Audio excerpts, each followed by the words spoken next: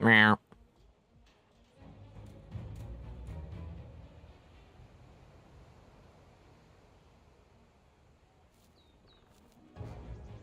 Okay, is the audio working? Audio's working.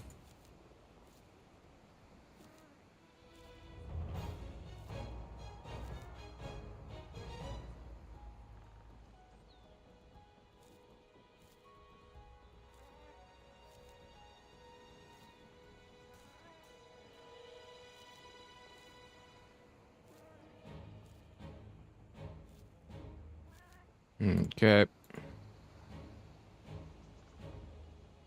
MK. This is PC Principal. Okay.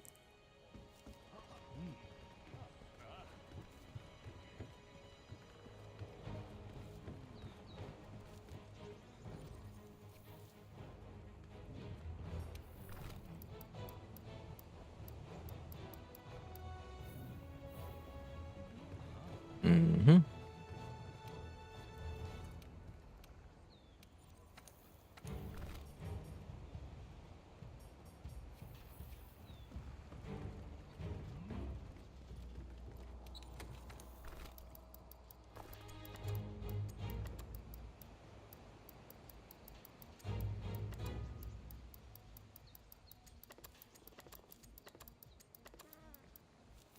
Mm-hmm.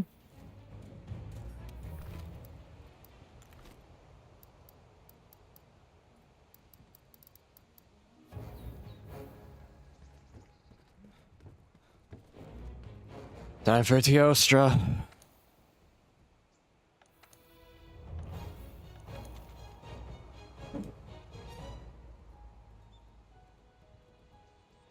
It's time for Teostra. This time I have a better gun. You could say it's the biggest of guns.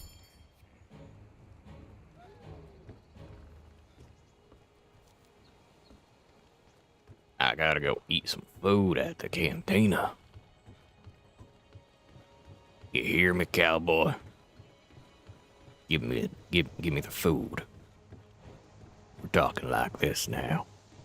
Why? Because I can.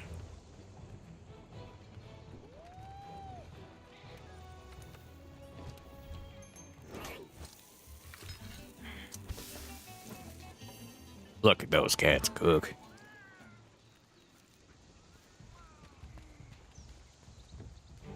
Yeah, that's what Thor does. He makes his voice super deep and then lies about it.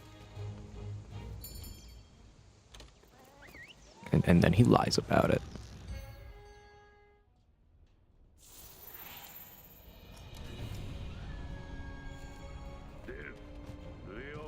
Okay, let's do this.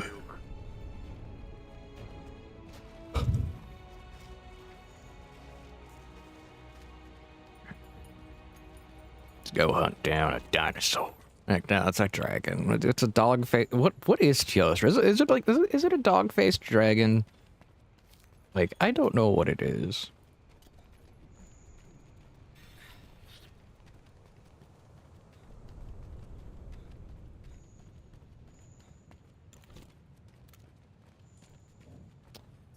Why is my item pouch not right?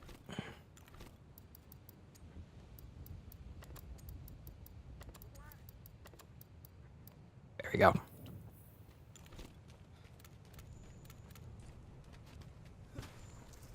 We move. We hunt. We eat pineapple.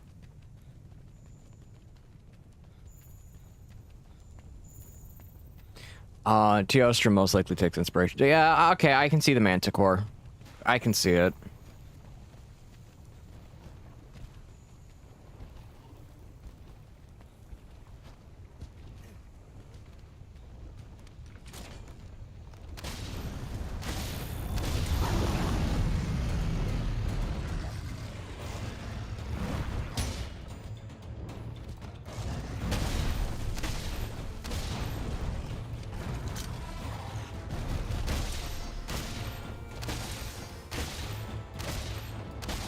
I got Blast Blade on me.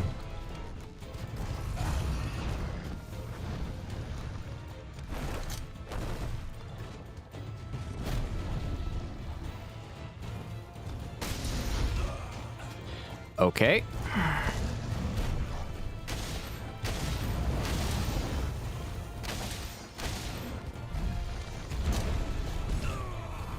Oof.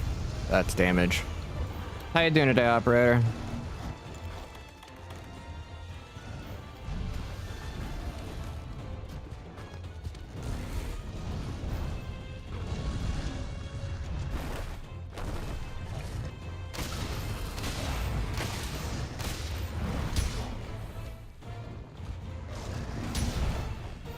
Oh, you butt.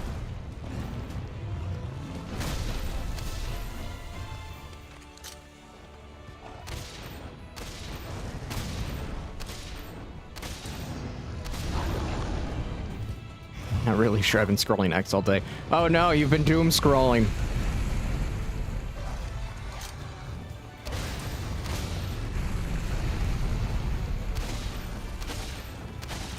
You've been doom scrolling.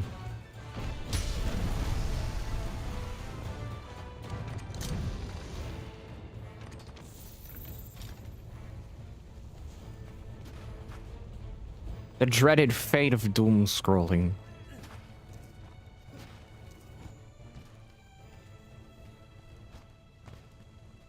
I woke up around 4 o'clock. I don't sleep that much during the night. I wake up multiple times, so I usually sleep very late.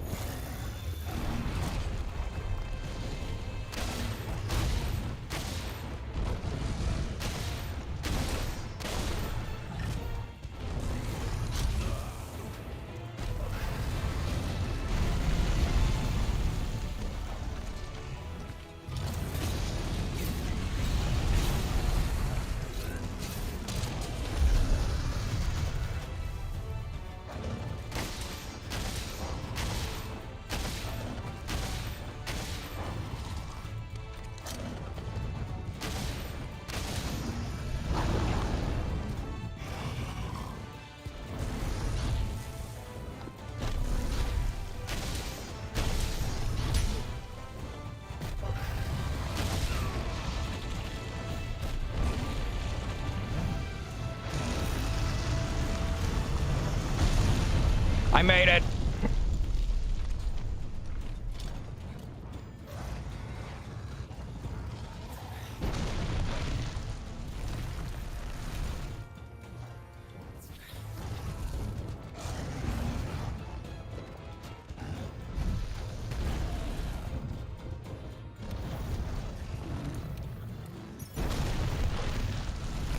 Okay, get spread going again.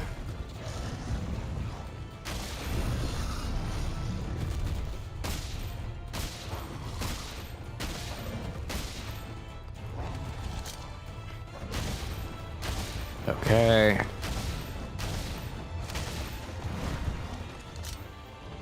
Focus. I'm alive.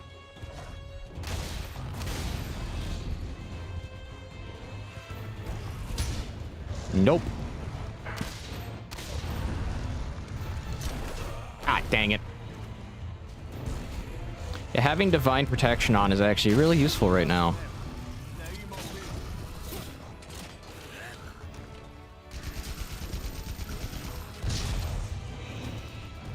I genuinely think for my final armor loadout, if I still have armor by then, is going to be the a mixture of Nargacuga and Wrath. I really do.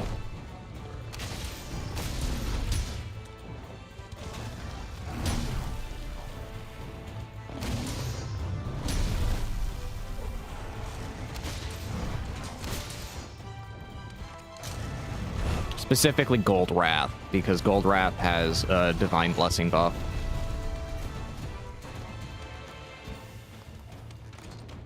He's in his little tank.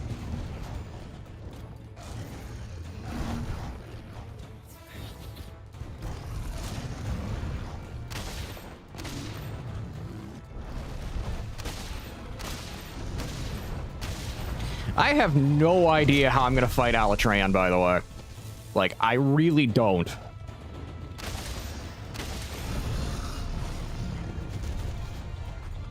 Because to get to Fatalis, I need to clear an Alatrion.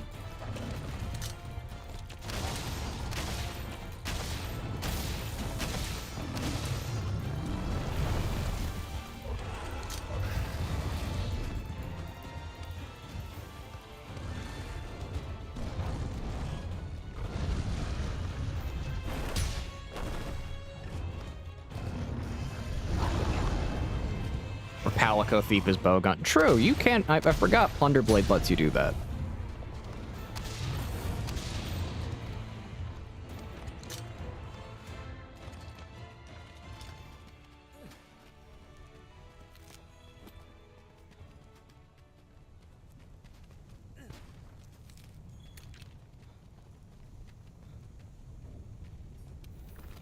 Plunderblade in this game is a lot better than what it is in Wilds, I'm gonna be honest.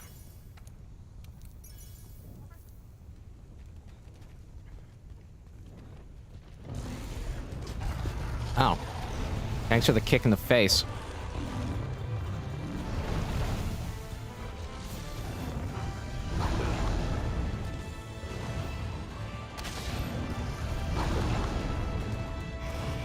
And it's enraged again.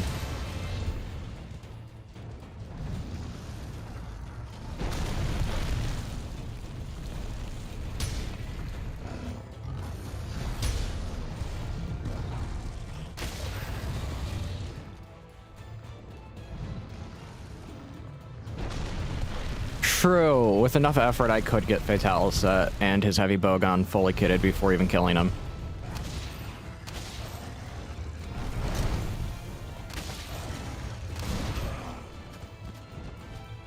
Oh, I'm dead.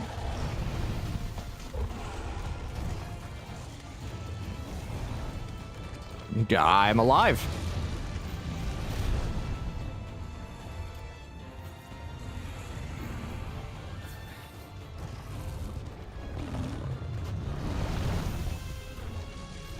Yeah, that's gonna be the, like, hard part is his head break right there. Like, it's easier to break his chest, but his head is gonna be really annoying.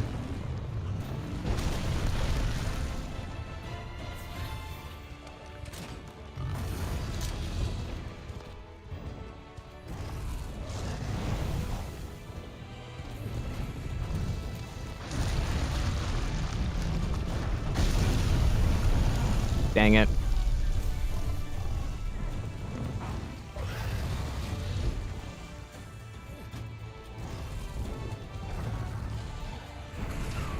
Oh, come on!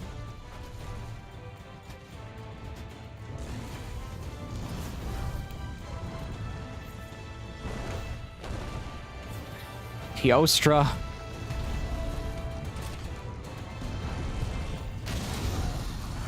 Cool, I got that. Why did that not count?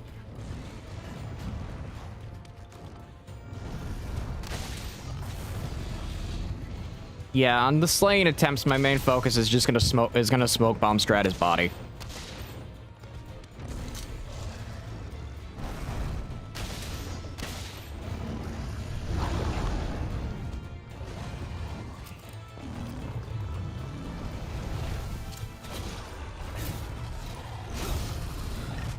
I'm just gonna smoke bomb strat his chest and just do that.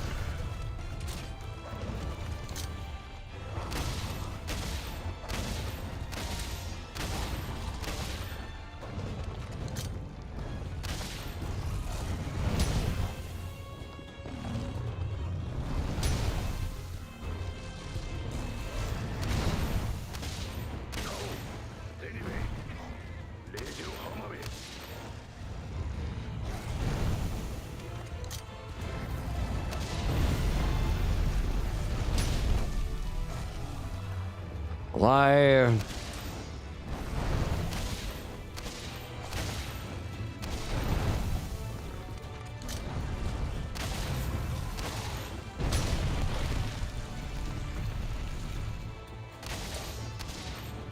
I hate that Teostra can just become immune to damage that's not afflicted to his head.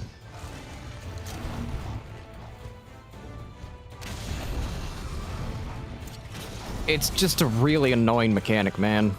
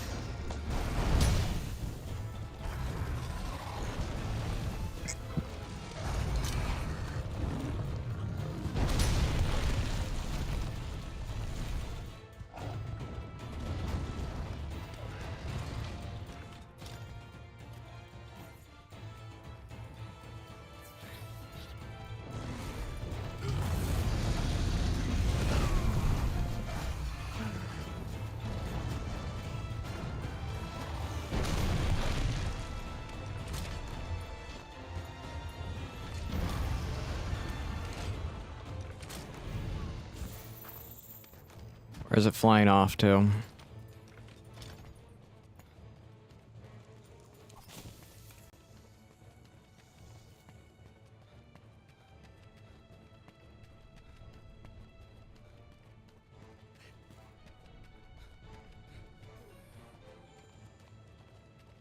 Yeah, bowgun is a very fun weapon. It just takes some time to learn because it's really more. It's a lot more about positioning. It's a lot more about understanding what to take and what not to take.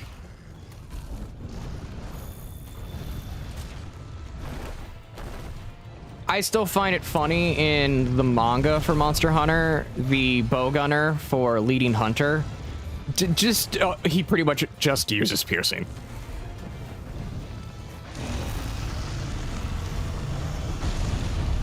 I still find that funny.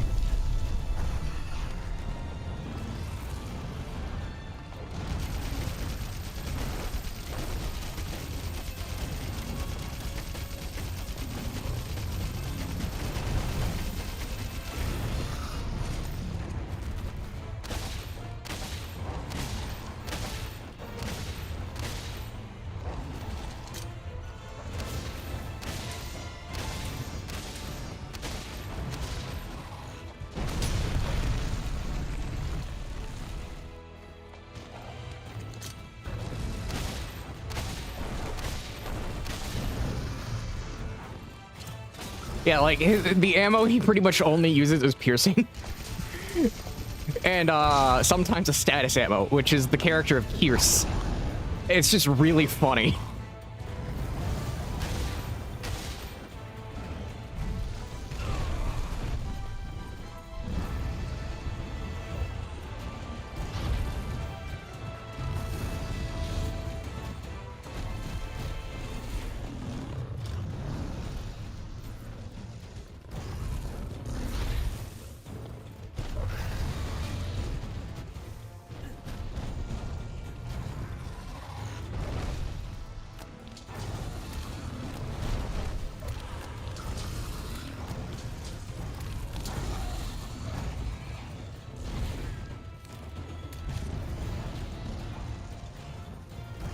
Operator, do you know if they changed, Hulu to be scaling health, or is it still the same, max health, unlike Safi?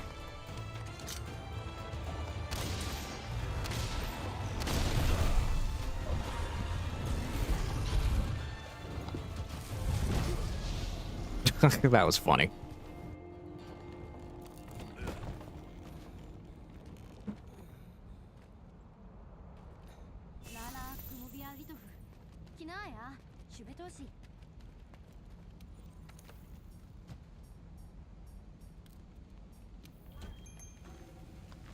There we go.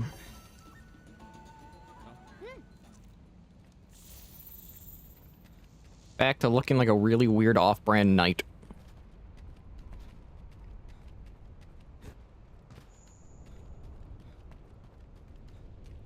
I know Safi was made to be soloable, having scaling health now. But I don't think the wiki represents that. Like, I don't think they do.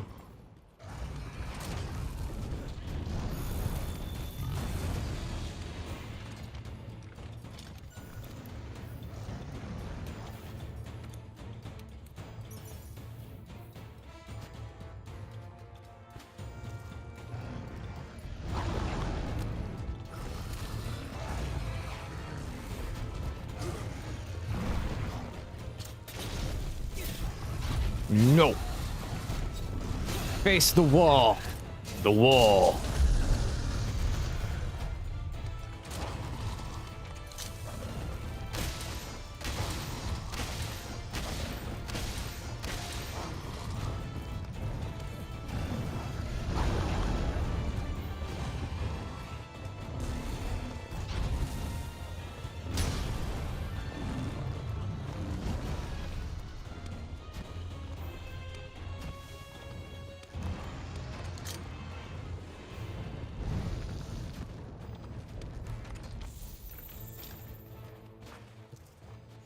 Yes, I know this is a weird way to fight this thing, but Kiting it like this is actually, kiting it like this into area transition is kind of useful.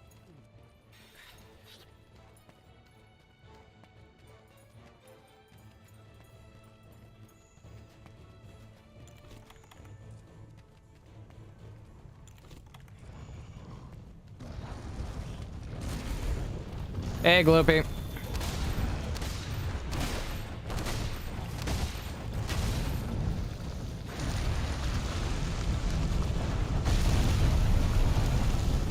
I'm getting better at avoiding that.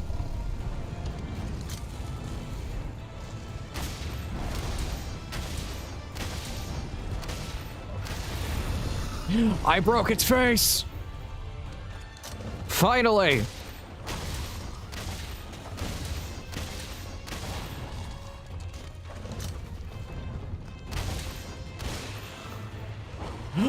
Yes, I have it limping!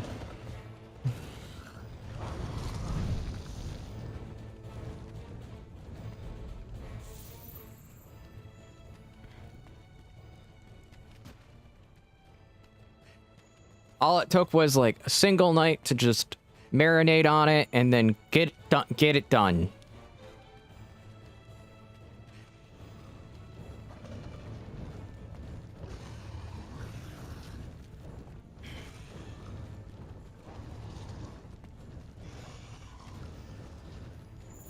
Okay.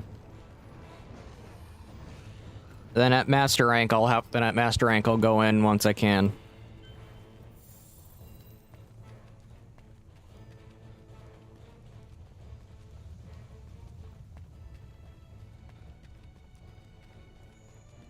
And I'll probably bring Plunderblade with me as well.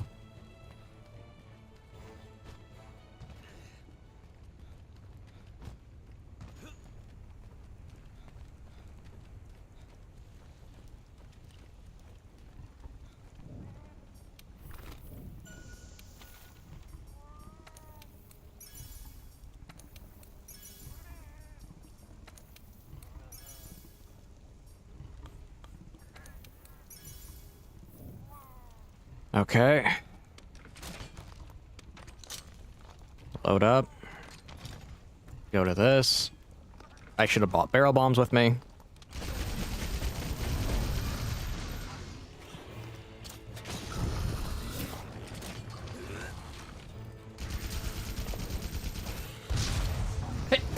Ow. Ow.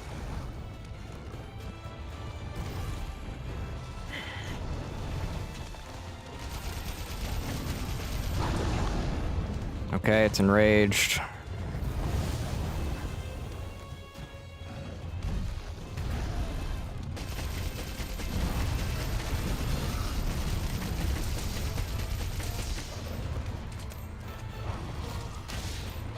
Okay. Stay down, come on. Go down.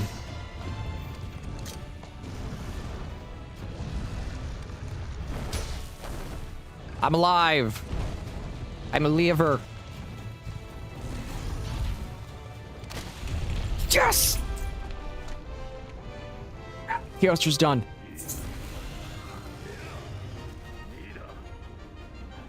And yes, there is a different camera angle now for the dogs because the tripod stand I have for the camera was interfering with me being able to move my microphone.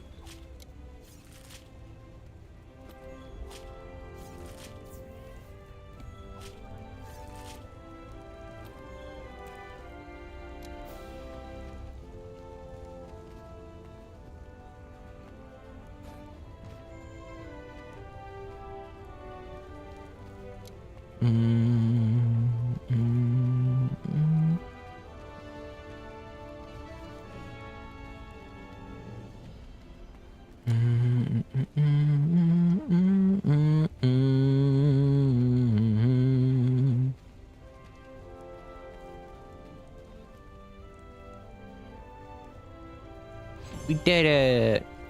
Now I gotta do the other one, which I forget what it is. I genuinely forget what it is.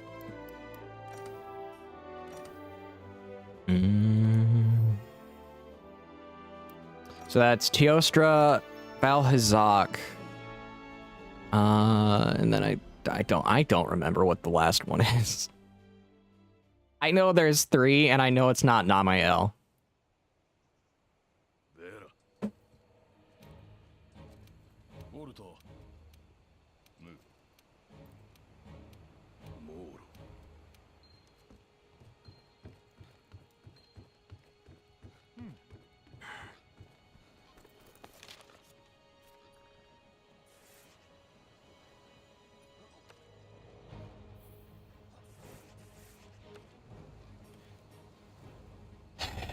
Here we go, into the great blue yonder. Off again into the great... Oh, Kushala. I always forget about Kushala. I really do. And it's not for, like, the reason you'd think. I forget about Kushala because the only version of Kushala I remember now is the Kushala from Frontier that can apply crystal status to you. That is the only version of Kushala I actively remember now.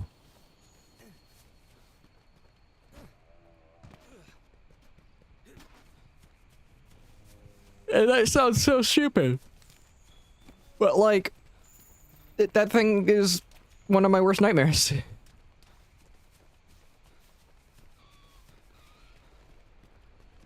That's Garba Diora. I consider them that they look the same in my mind.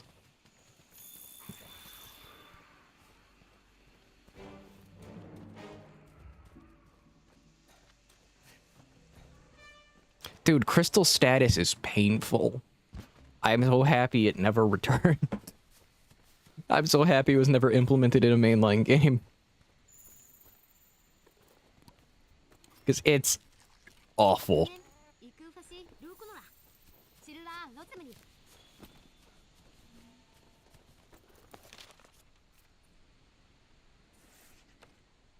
Bring dash juice. I did, and even then I was stuck.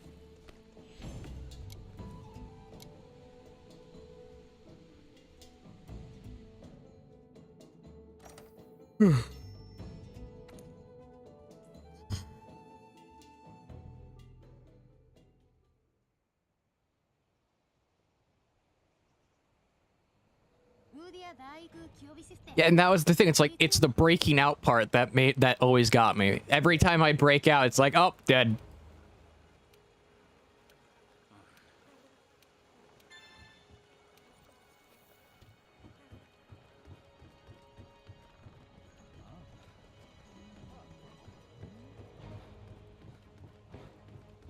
Okay, now we're on to... What's even good against... Okay, I know Pierce. The Pierce is useful because Kushala's body is large. But, like... The wind.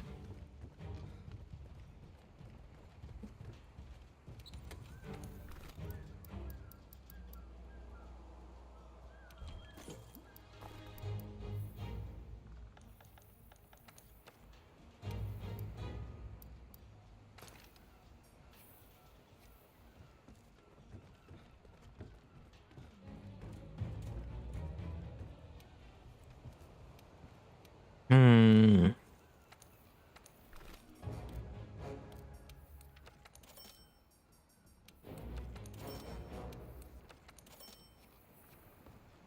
Do.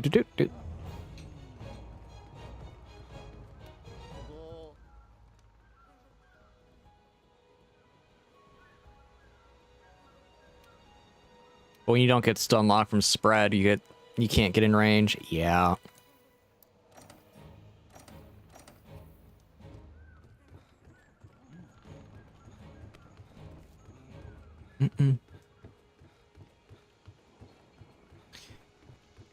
And then once I get to Xeno, I gotta kill Xeno and then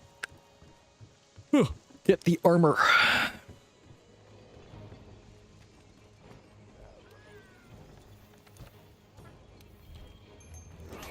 Because I want spare shot armor.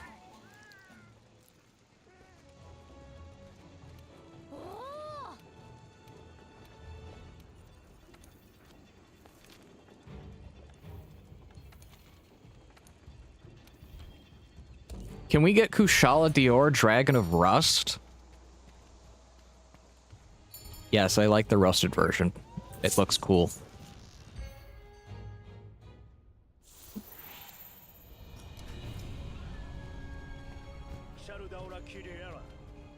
I'm more a fan of the rusted version of Kushala myself.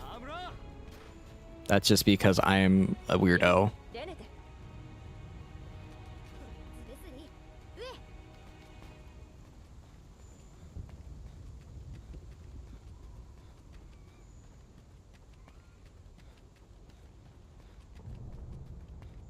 Oh no, I just like the rusted variant because it looks cool. That's about it.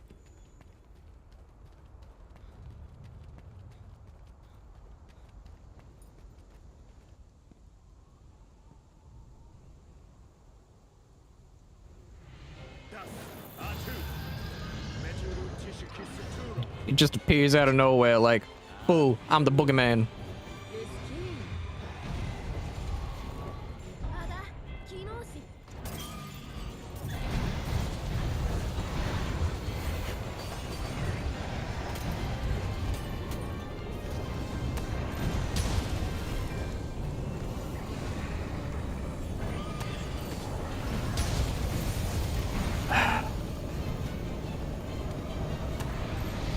Get over here.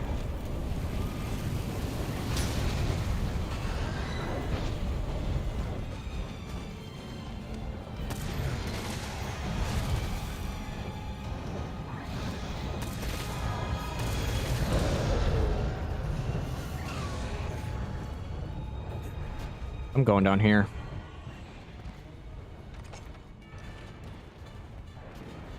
I gotta throw this thing to the ground.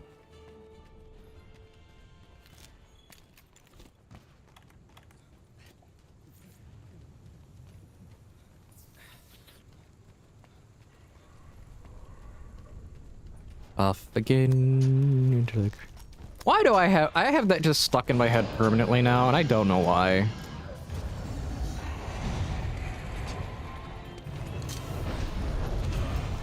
Okay.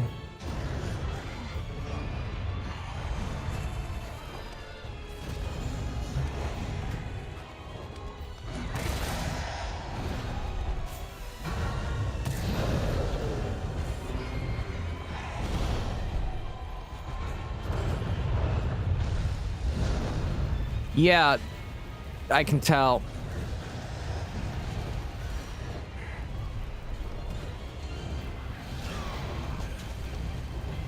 Game, I want to control my character and see.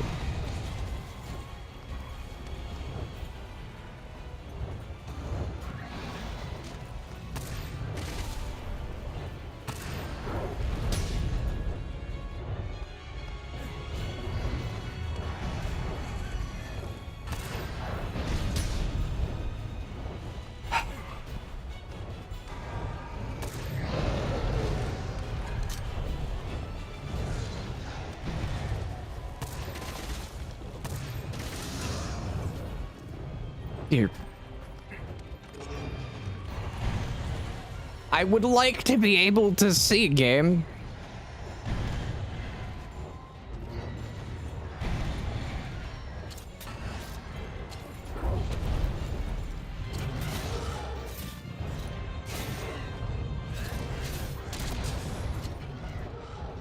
How is that not considered a wall?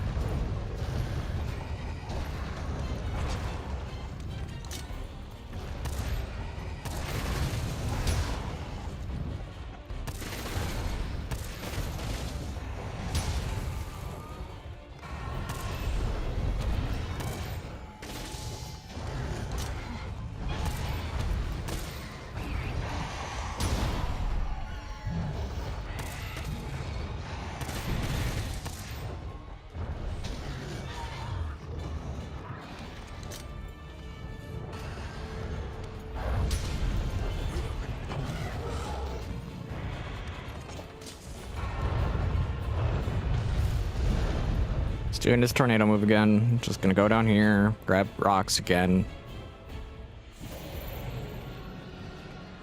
Grab a new pile of rocks.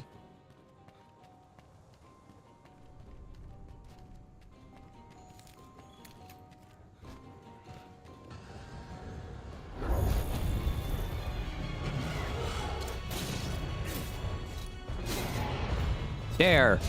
Eat wall. Have your daily dose of wall.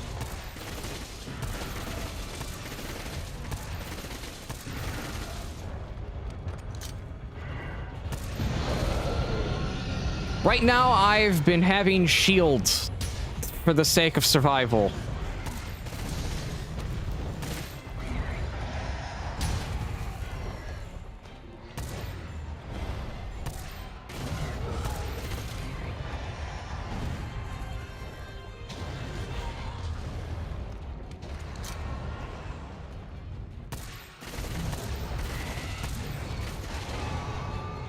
I got a stun? Okay, neat.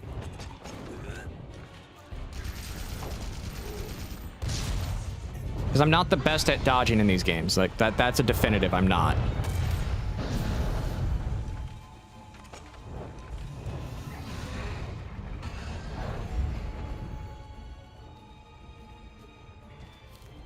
And if it's gonna give me an atrociously broken thing like the shield, I'll take it.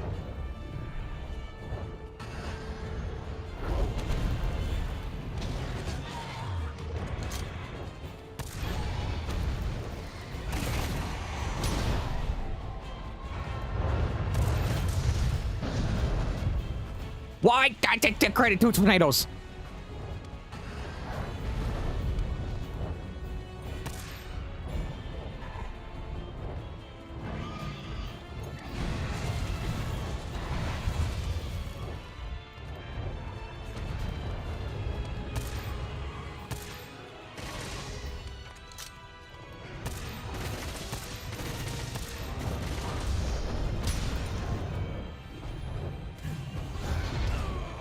I was stunned.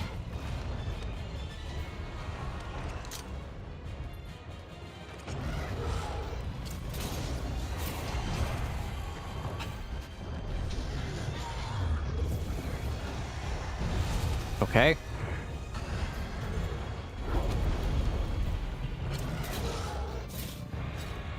LeBonk. LeBonk. Into the wall.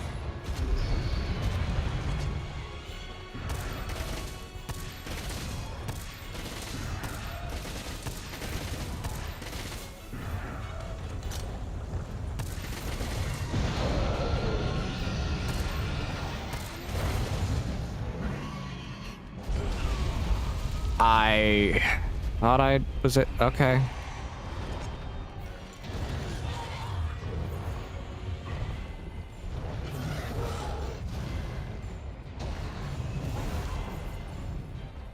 Just heal up.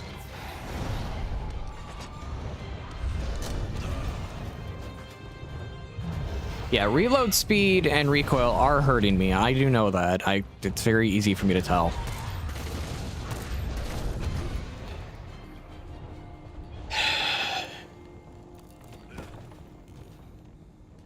I don't want to give up the shield because the shield is significantly useful.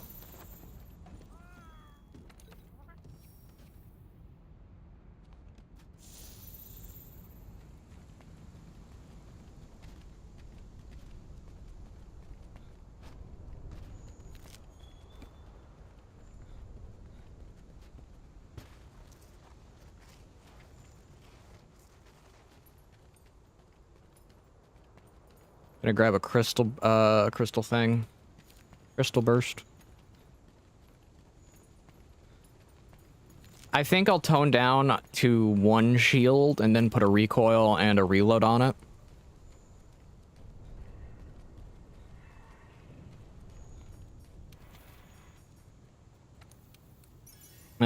Before I do Xeno.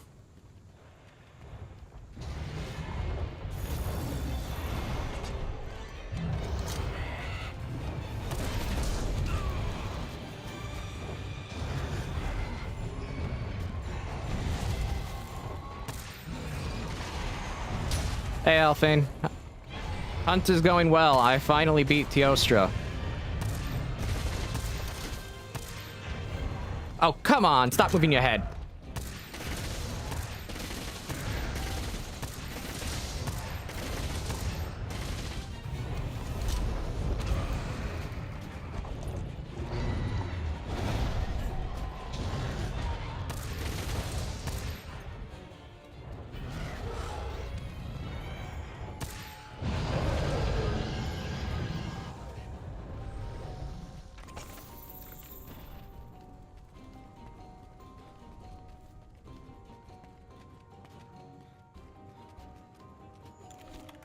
Heal up. Recreate more piercing.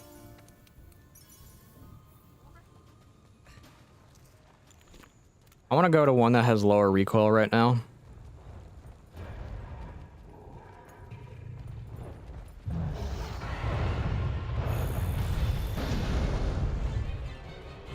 Okay, it's in the air.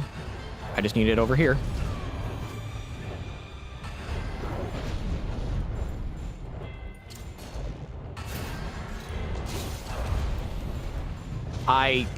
I couldn't tell where I latched on.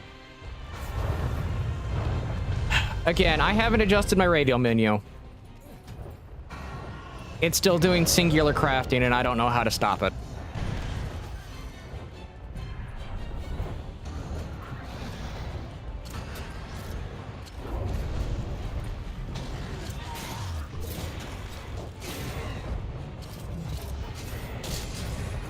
Oh, come on! Okay, we're good.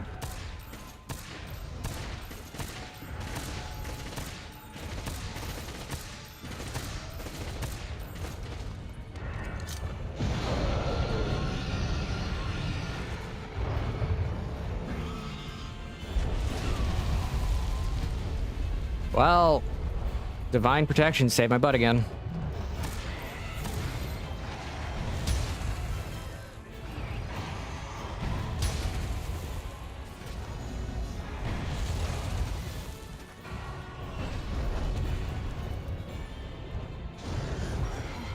Okay, I don't know how you multi-craft. Single craft, sure, it's good, but here's the thing. I don't know how you keep crafting besides just create one at a time. Because it keeps being stuck on, just create one at a time. It's like, okay.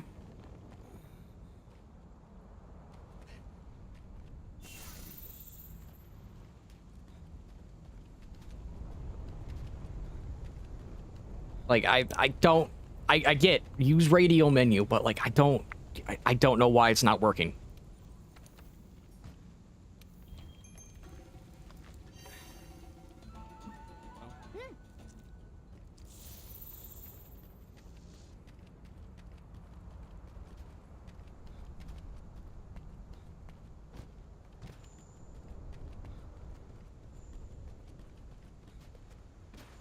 That's if you're in the menu.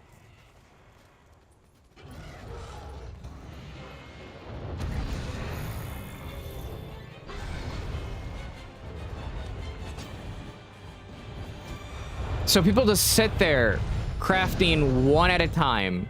Fire 4 shots, craft. Fire 4 shots, craft. If so, that is a giant time waster.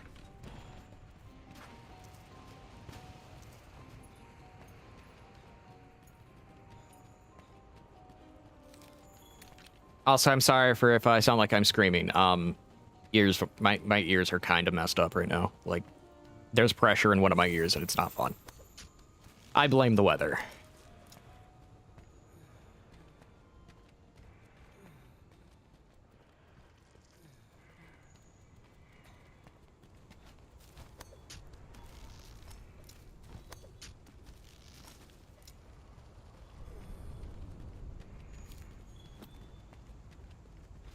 Empty mag, reload, craft.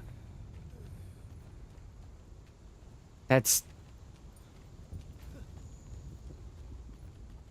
absurd. That is a very... I don't...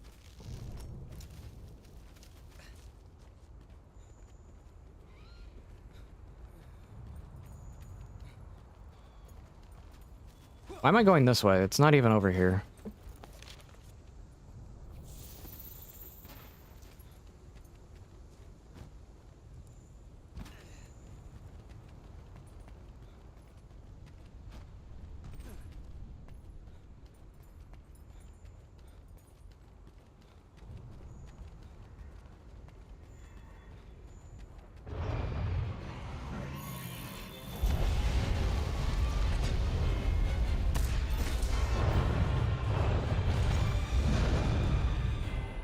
Okay, let it fly over to me.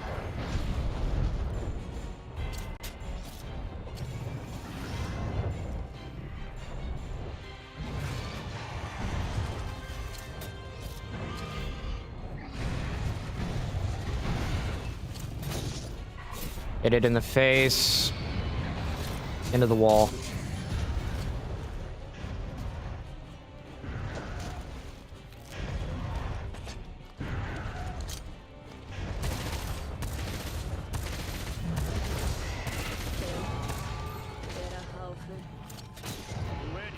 Okay.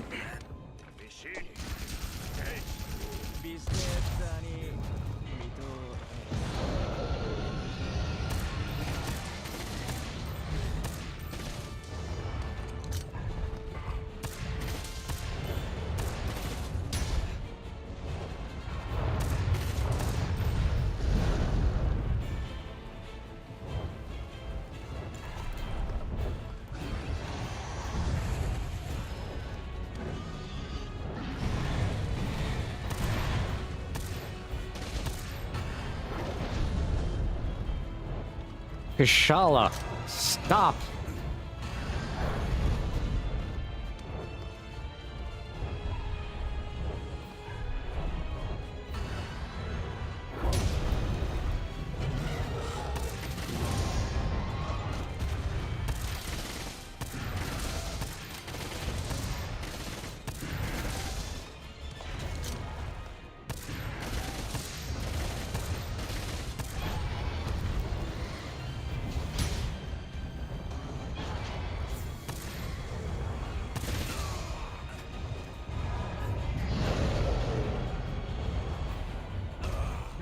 Okay, game. Can you not stagger lock me, please?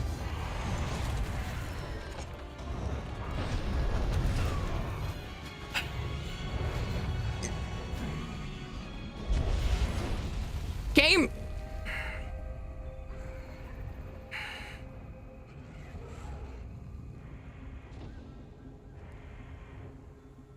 That was stupid. I move to heal and then, nope. Instant breath attack.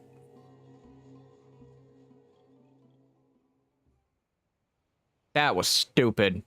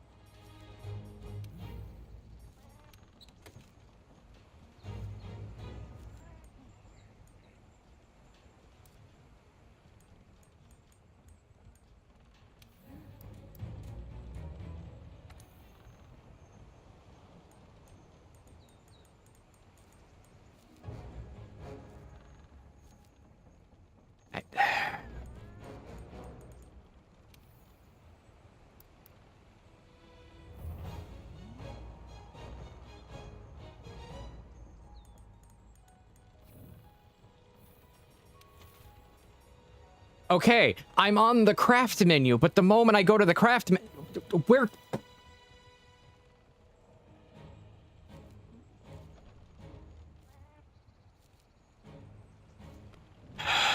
Just calm down. I'm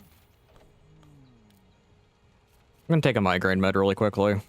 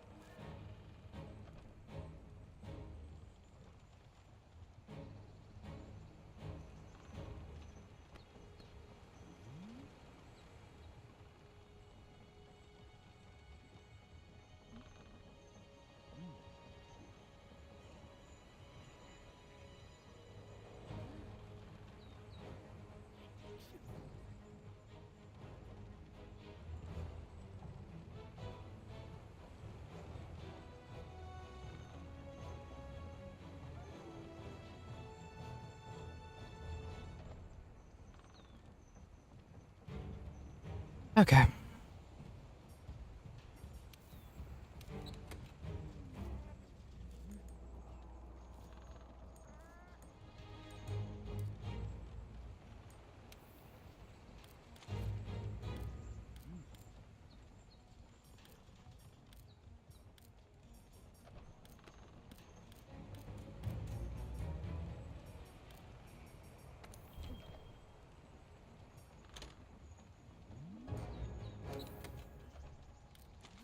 So stupid that there's like a separate I died. UI design, man.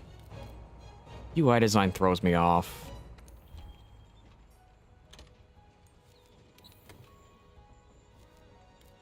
Because you think, okay, for ammos, you go to ammo encoding.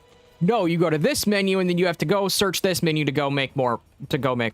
Yeah, I don't like it.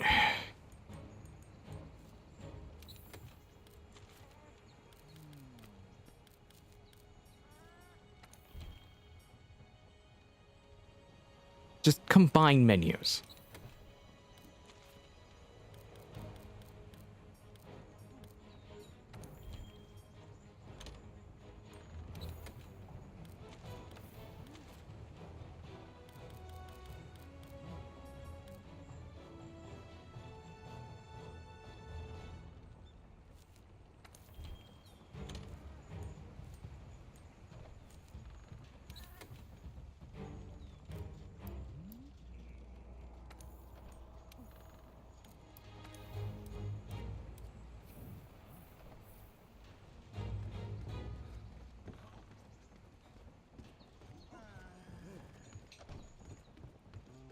Okay.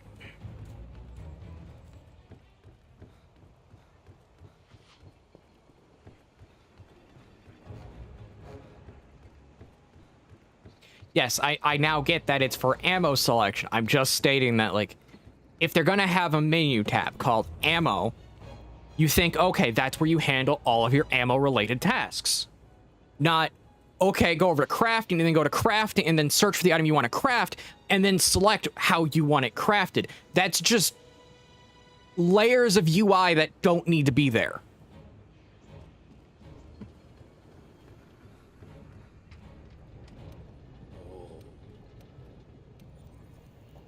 Like, that's the point I'm getting at. It's layers of UI that really don't need to be there.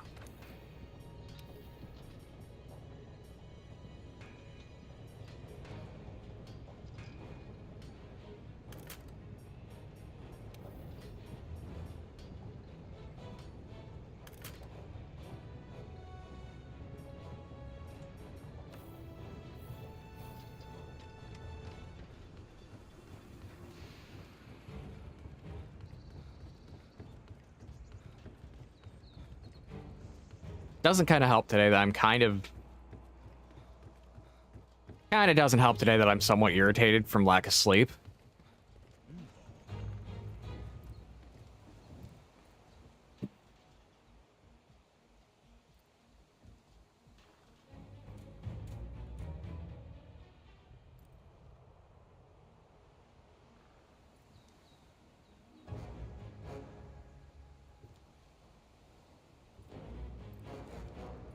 I'm adjusting audio really quickly.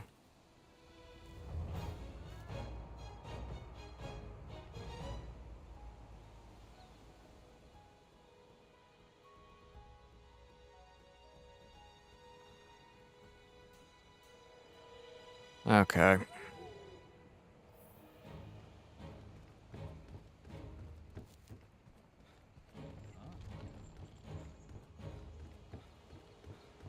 Okay.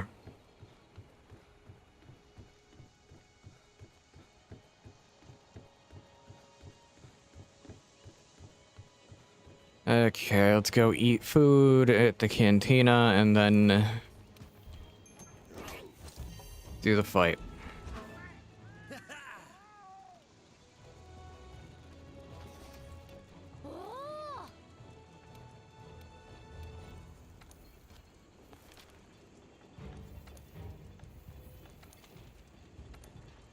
And yes, I had to adjust audio because I turned on an audio Bible to just relax, to calm down.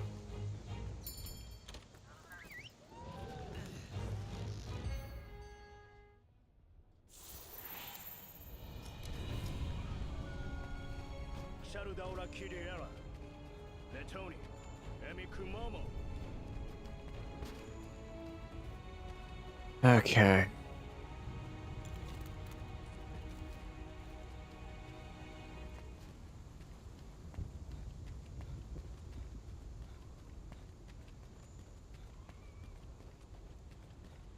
Let's go fight Kushala.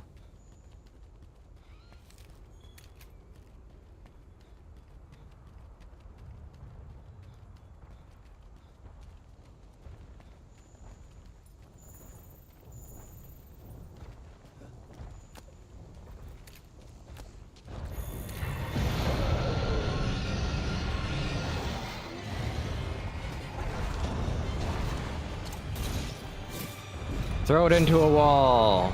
Or onto the ground. I don't care.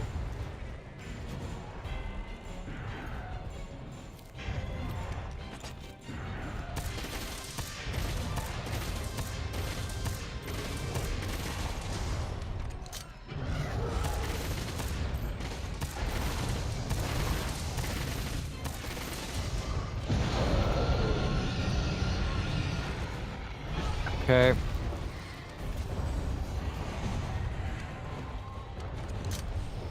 I really wish I had better reload.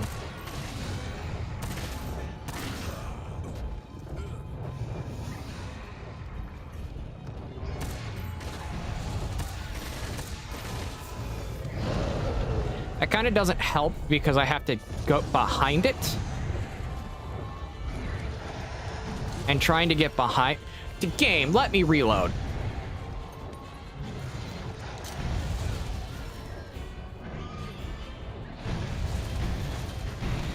I wish I had armor designed to run wind pressure right now.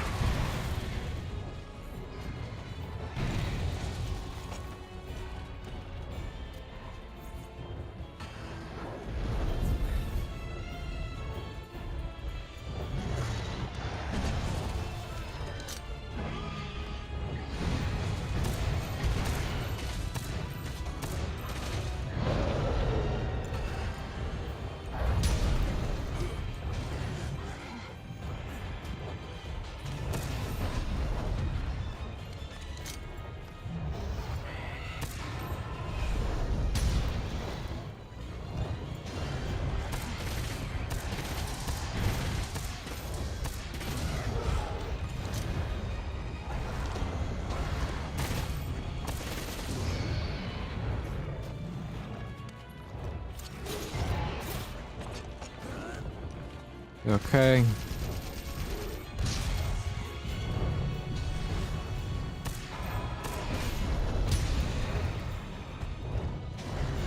Yeah, operator, like, I understand where you're coming from with that stuff, but it, like, with, yes, it's the most optimal or most efficient, genuinely, some people don't play like that.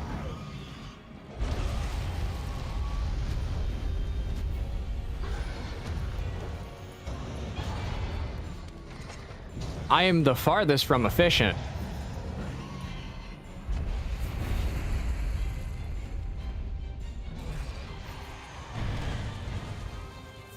So it's like, that's one of the things, like, I, like, just myself, I tend to play safer rather than the most objectively efficient. Because, like, I'll use Dark Souls, for example. What's objectively the most way to play Dark Souls?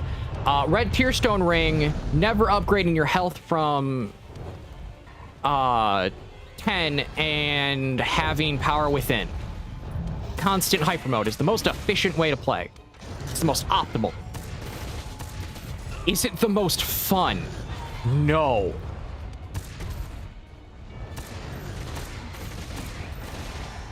There's a very big difference between being the most optimal and most efficient to what do you find fun?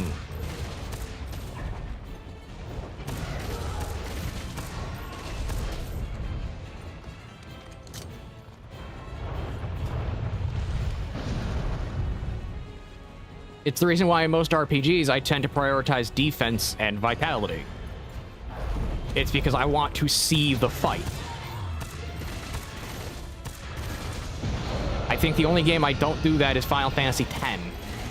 Because pretty much everything in Final Fantasy X is scaled to pretty much make you see the fight. Unless you're very much abusing the CTB system. Because if you're abusing the CTB system in Final Fantasy X, you can very easily get like 10 turns in a row through the power of haste, cheer, and quick slash on Titus.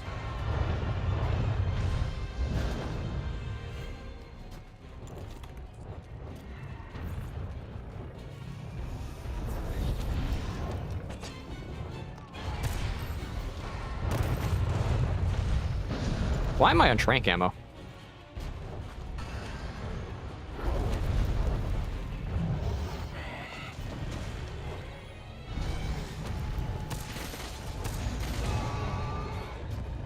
Yes, the most optimal way is specifically Dark Bead RTSR hyper mode using Power Within and Sanctus so that you never actually lose health. But again, it's not the funnest way to play. It's the most mathematically correct. Mathematically correct does not equal fun.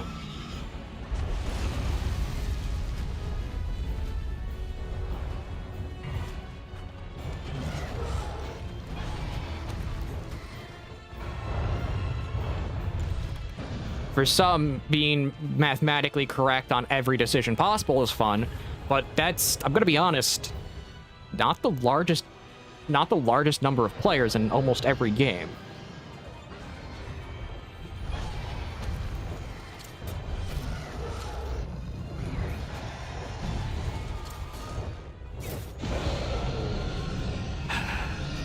Your wings got in the way, Kushala.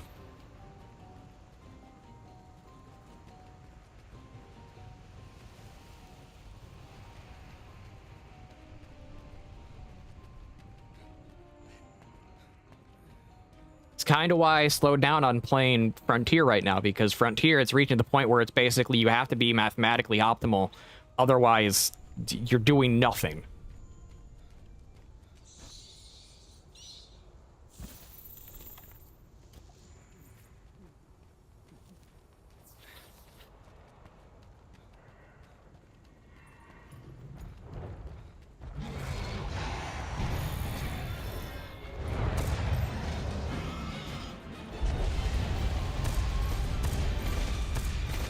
I'm just using my piercing tool right now to have it out.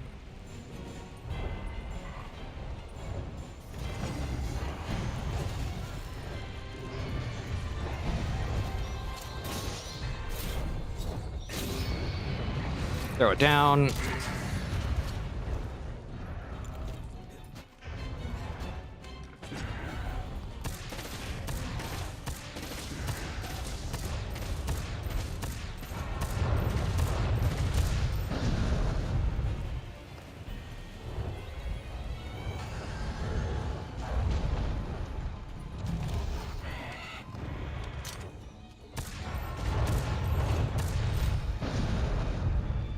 And not everyone wants to be the very best player in the entire game. Like, that's the thing. I don't care about being the very best. If there's skill issue, be it, so be it. I'd rather play like I would rather play when I'm having fun.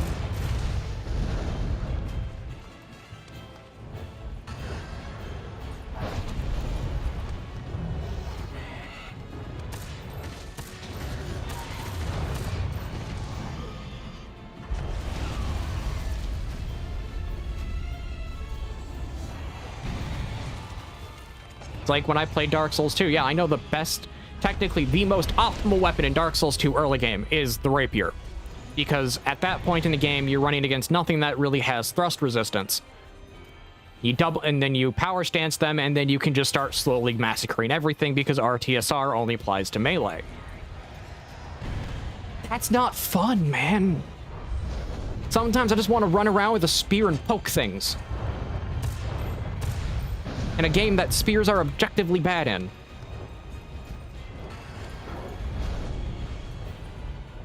It's the same with, like, Sticky. Yeah, Sticky is worse. Sticky, yes, is useful, but Spread is more effective. So is Piercing. But is it more fun? That's where you get to things being subjective.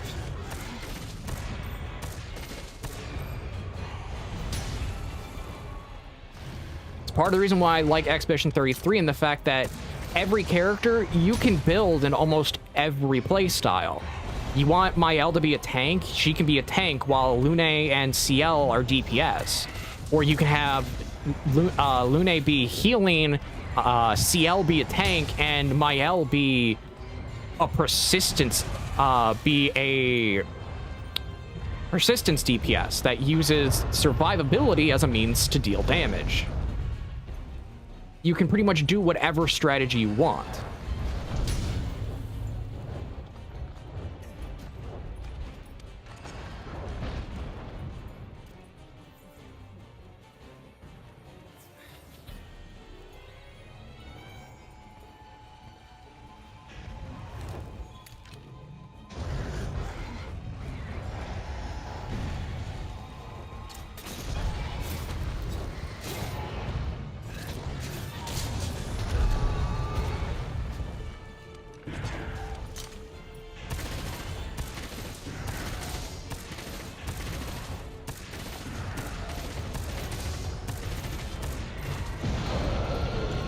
Why am I on Piercing 1? I want Piercing 2.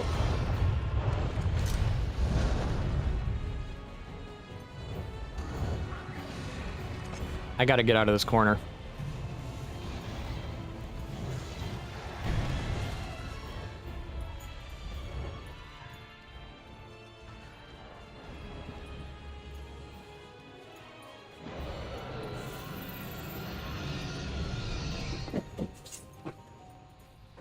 I gotta set this down somewhere. Okay, there we go. Leave it. No, you can't have a lighter. The puppy wants a lighter for some reason.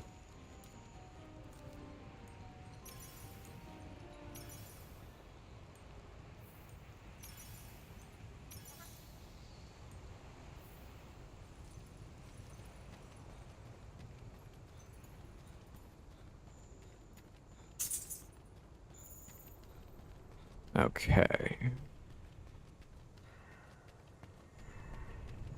Just because Capcom nerfed it doesn't mean to some it's a fun playstyle. It's like example with Frontier, when I wanted to use normal ammo, I got pushed out of being able to use normal ammo because everything eventually started being so scaled to the point that normal ammo becomes useless. I'm a fan of normal ammo. I just find the rapid fire fun with bowguns. Is it the best way to play? Objectively, no. But to me, it's fun. There's a difference. Like, I don't know how many times I can phrase. There's a difference between fun and objectively the most optimal and efficient.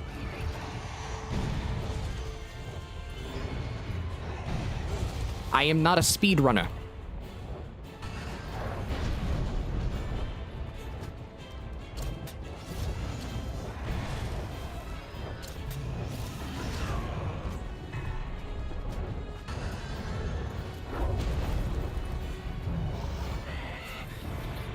And it sounds weird, but like a lot of people tend not to enjoy the most optimal method of play.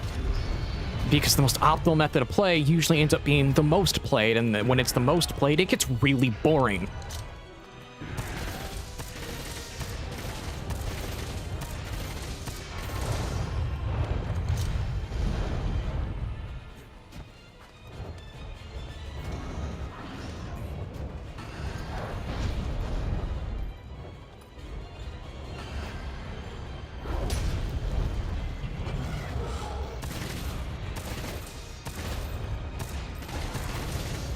And so be it. That falls on the player to figure out how to adjust for a situation.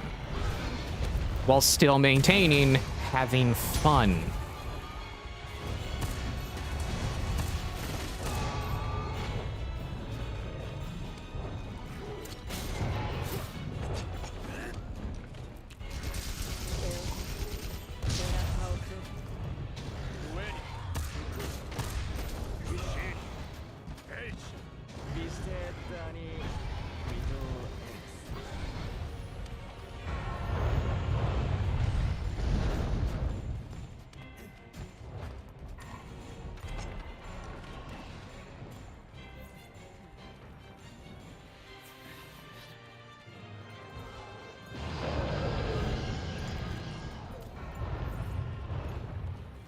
And I'm gonna be honest, sometimes the most fun way to play a game is objectively using something terrible.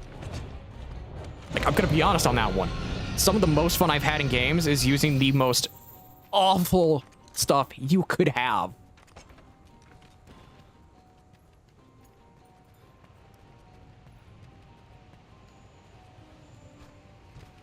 Like, the funnest time I've ever had playing Dark Souls 2 was just with Soul Arrow. And only Soul Arrow. It was terrible. Especially during things like gargoyles. But it's really fun.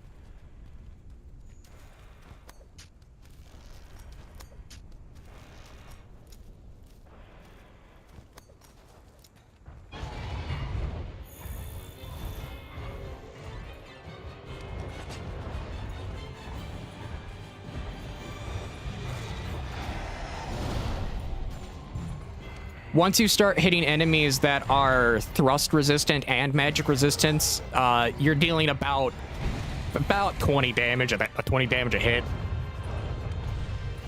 So it turns into you having to use every soul arrow.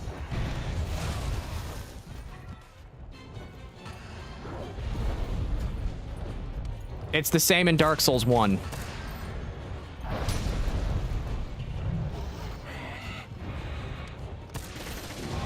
And that's why I say it is one of the worst methods you could play, but it's also one of the most fun. Because it makes you actually have to think on, okay, how do I counter something? How do I get around it? It was like that with gargoyles when I was using the spear. Gargoyles is genuinely one of the most resistant bosses against thrust and strike. Yet I was using the spear, and the spear is the only option. The only damage option it really has is thrust. While the only option of a spear that has anything like bludgeoning or blunt was Yorg's spear, and Yorg's spear moves way too slow to be completely useful.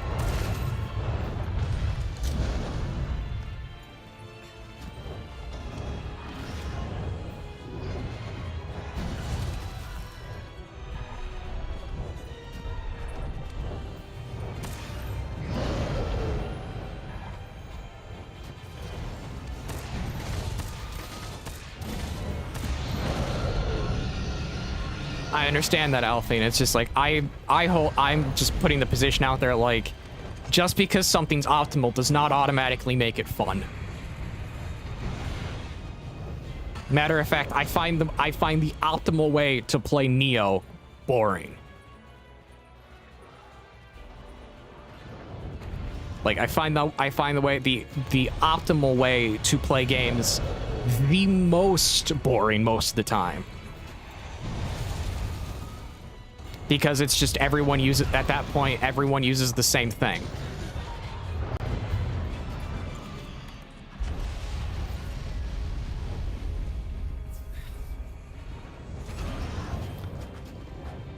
Kushala.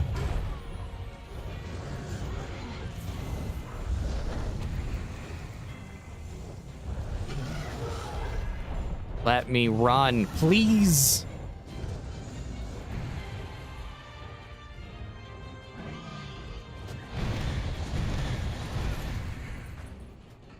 Wind pressure, stop it!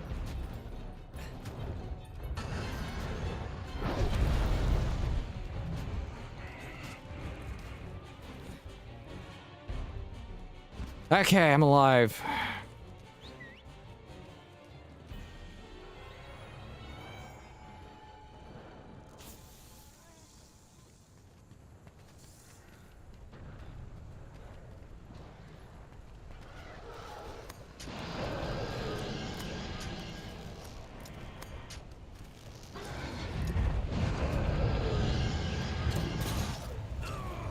Really? Sure, just throw me into the tornado.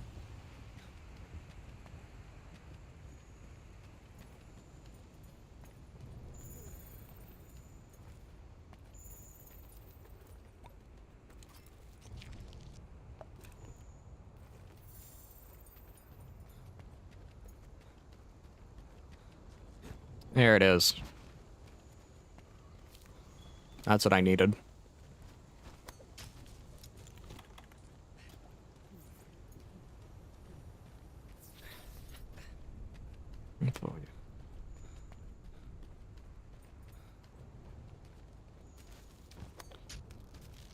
Okay, up I go.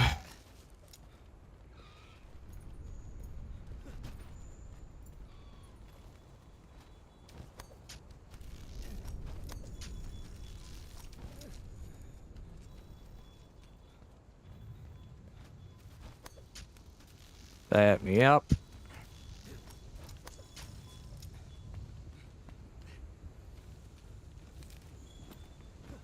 That's the latch berry I needed.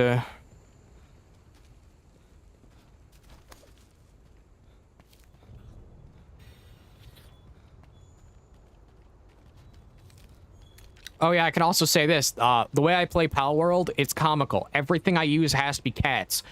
The worst method you could have, by the way. But it's fun.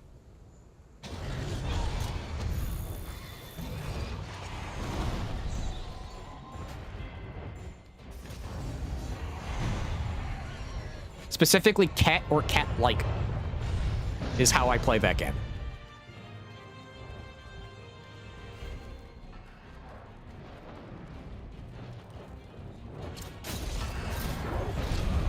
Oh, come on!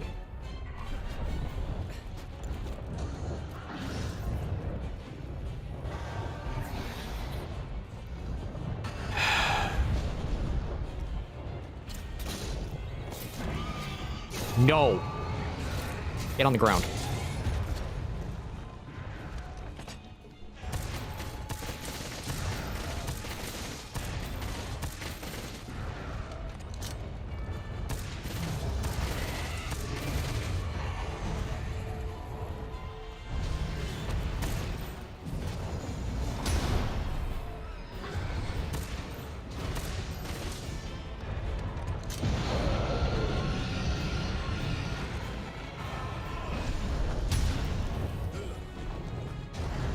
Why was I just pushed back?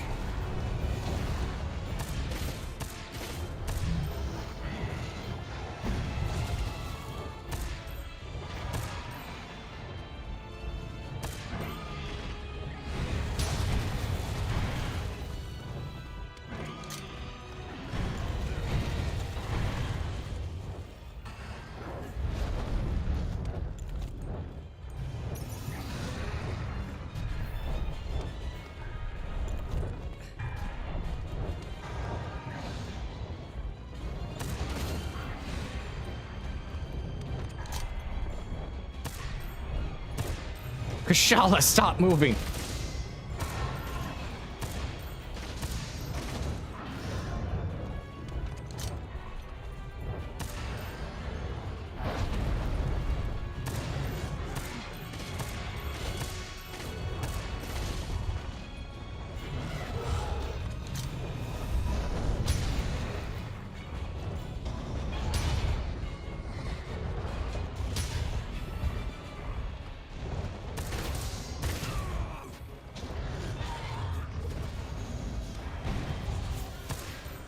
Shala, I need you to calm down.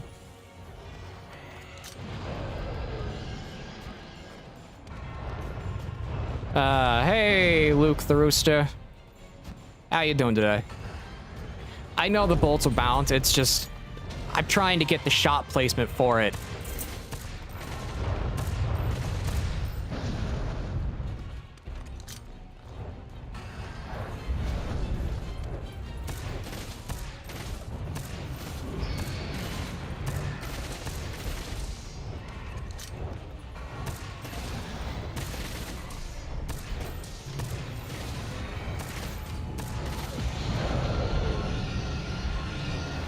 That's good. Game. Your stupid wind.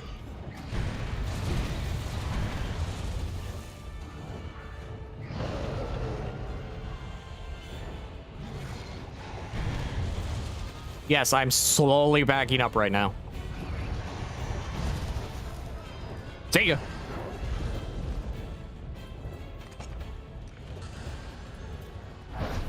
Oh, great. It followed me.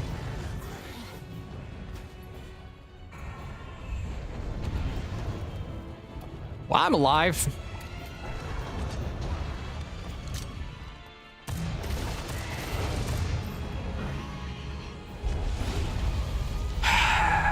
Thank you, Divine Protection.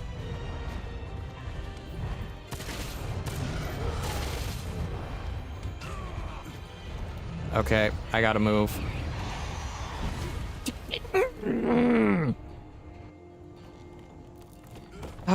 Frustration.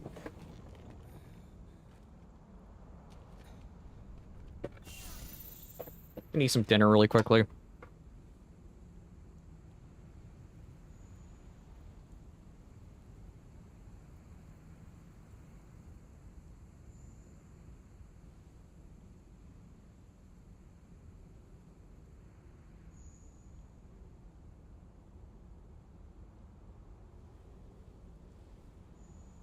Yes, my mother bought home a slice of pizza for me.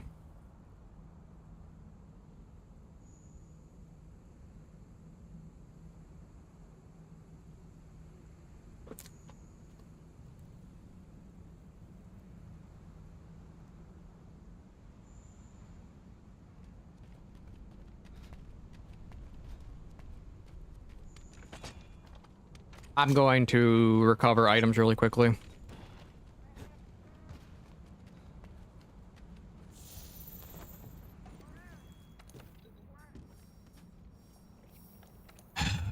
Manage items, fill. I don't have the ability to make a potion right now. That's...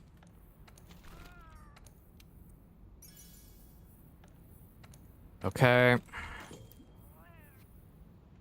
There we go.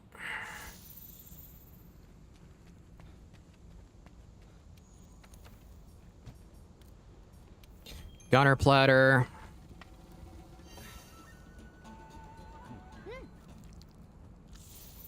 Okay. Let's do this.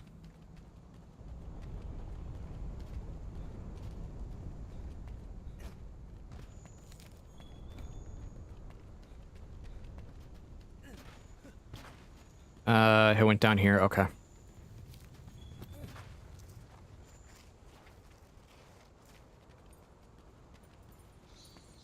Oh, it's back at its roost, I think.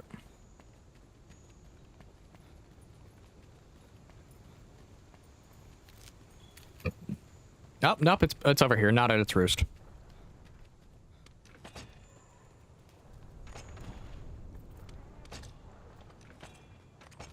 Load gun.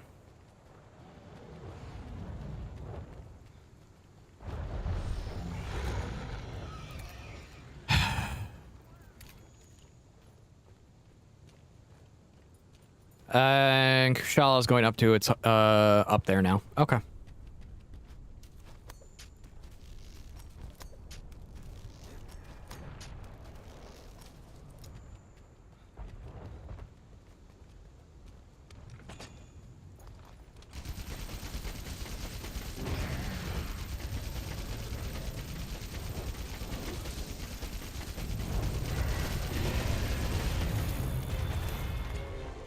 Yeah, I got the knockdown.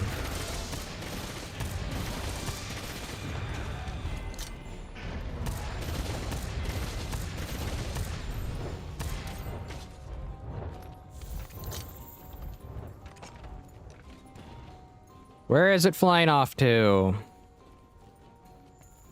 Up there. Hey, it's weakened.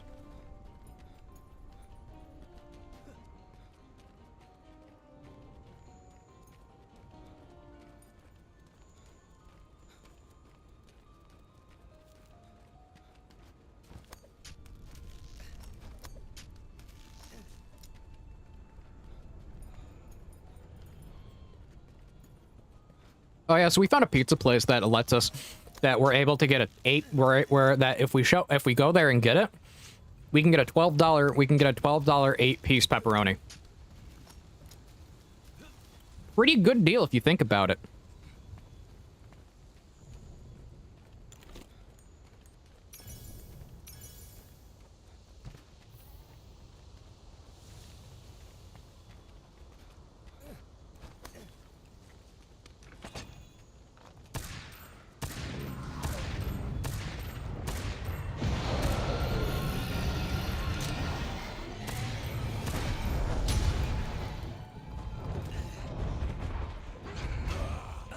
What was stunning me?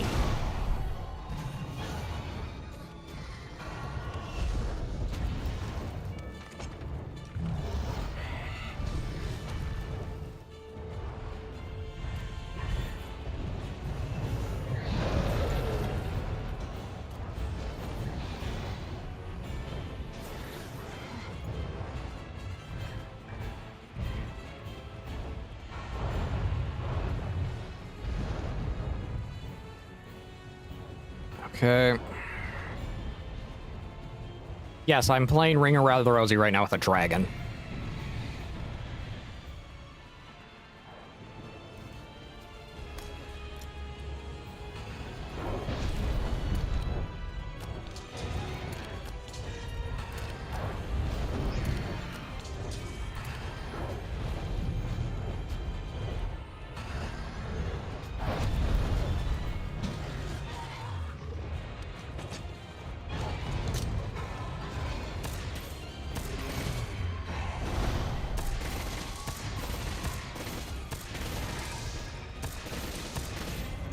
Just keep firing.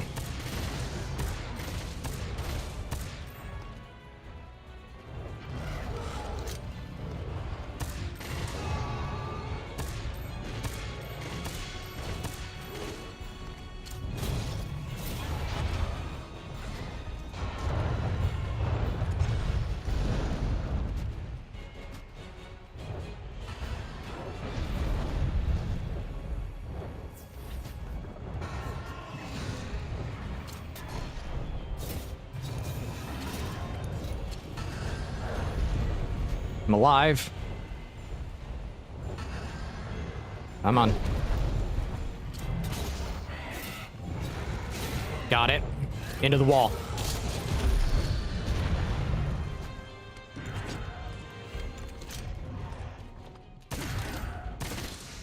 Yes!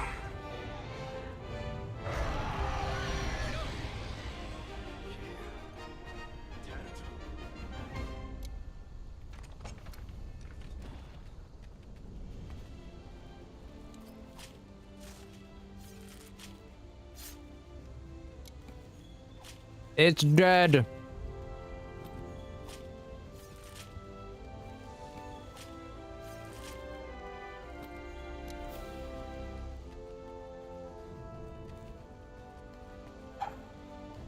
Time for the finale of high rank.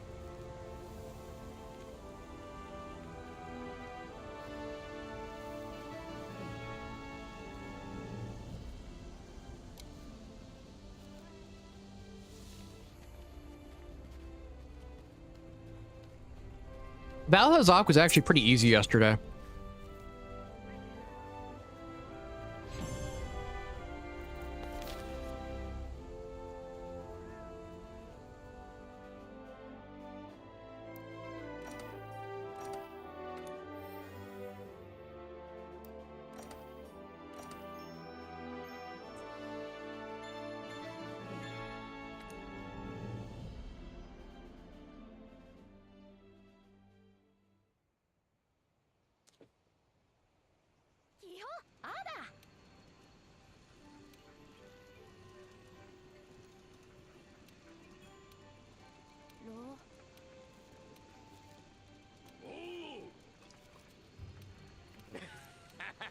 Okay.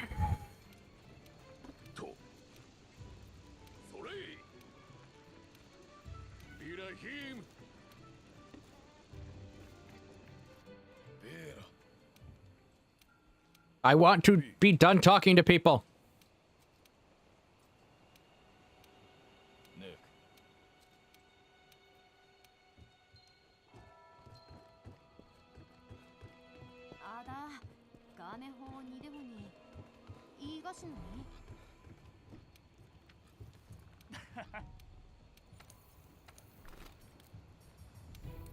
Okay.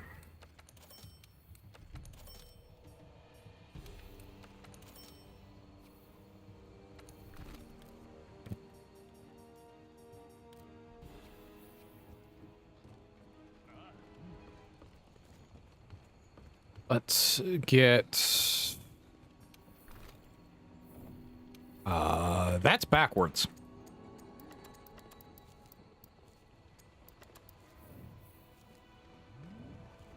Crafting list, Pierce 3.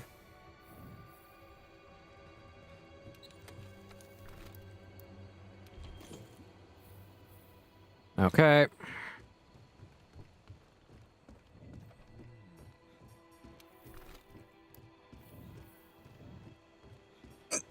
Ow. Hiccups hurt.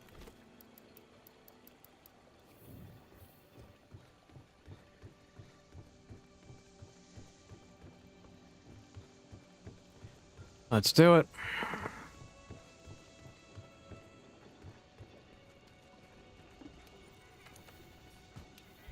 Best choice platter.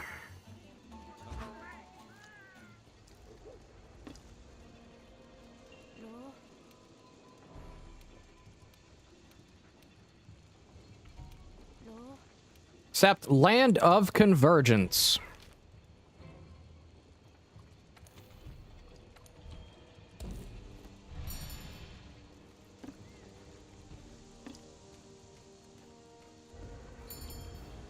Let's do it.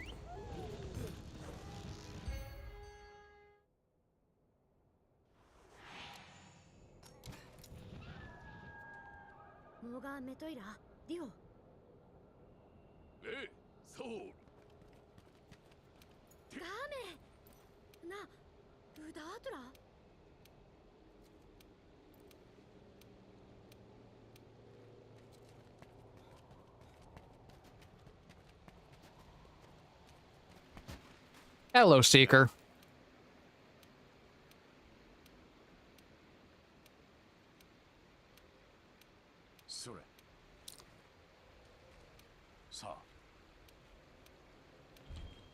Yep, let's go.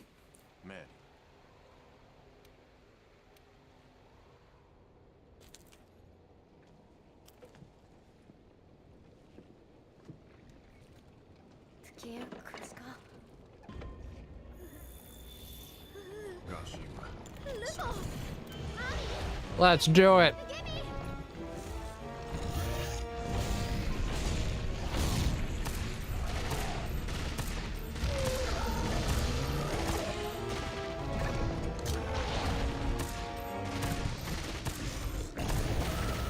I'm fighting the kaiju.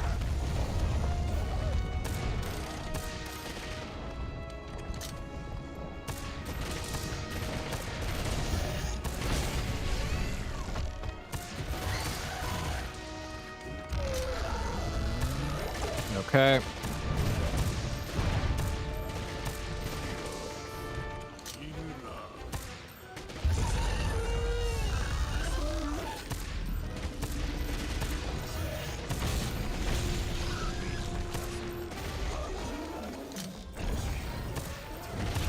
What a nice young baby dragon of destruction. Yeah, it's so nice. It's so nice. It's giving me free laser beams.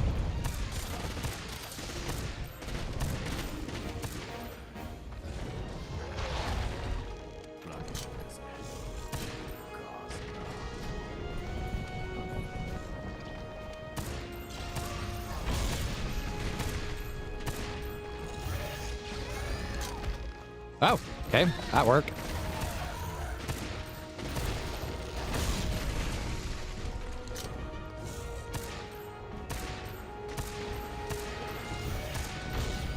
Come on.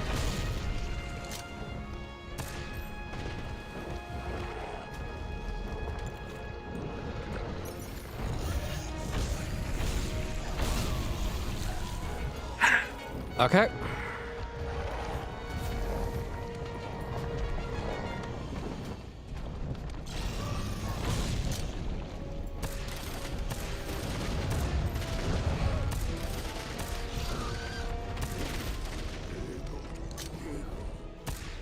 Oh, let's hope this goes well.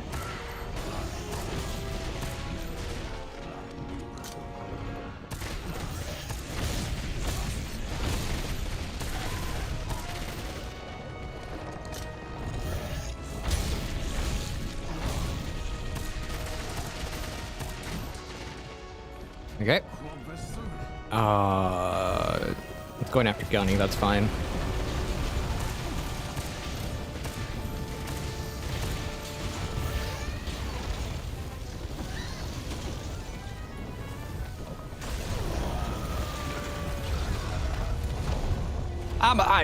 I made it. I got away.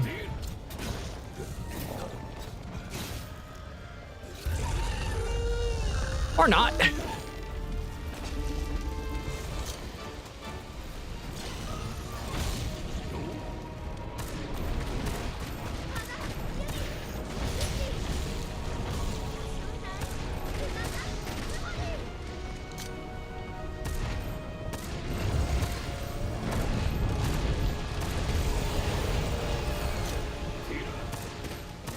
Come on, just go down.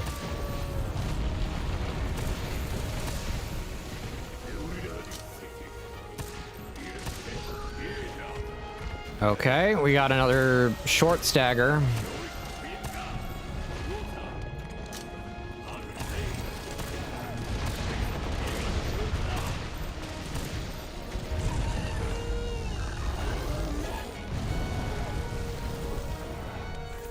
Okay.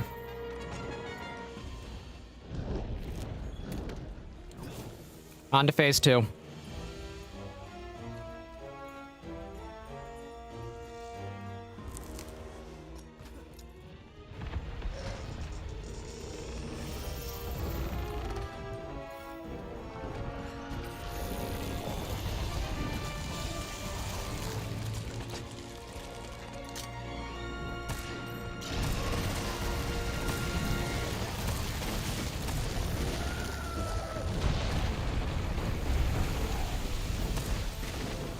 Okay.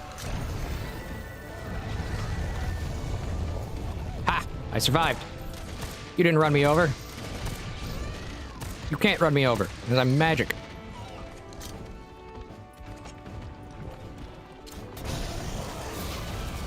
Ow.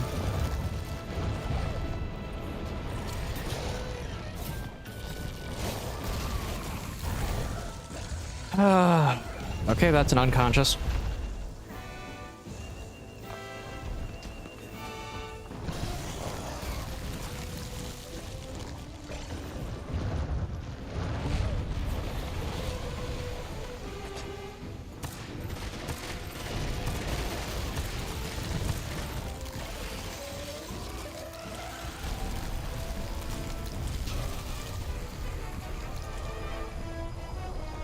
I'm alive.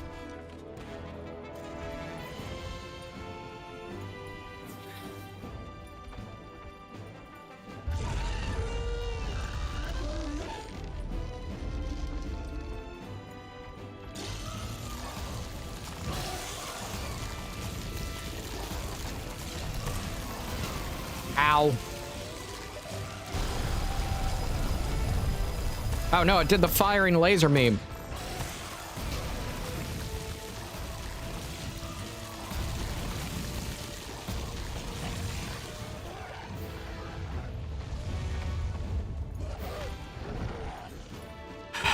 Oh, come on!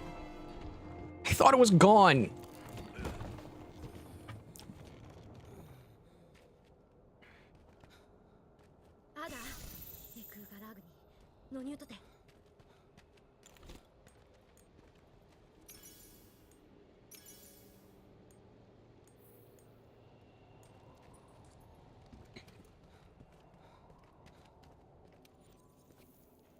Okay, I guess I'm not going that way.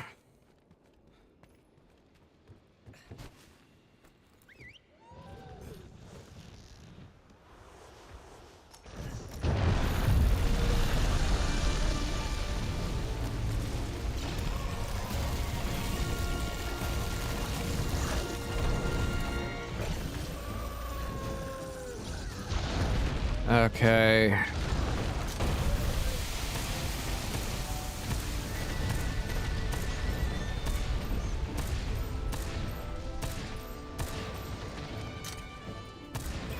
Okay. I'm getting decent damage off now.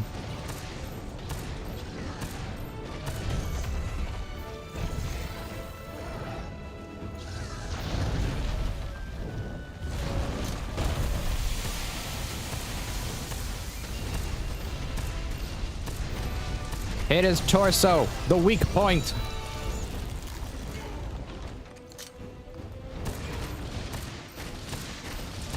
Yes!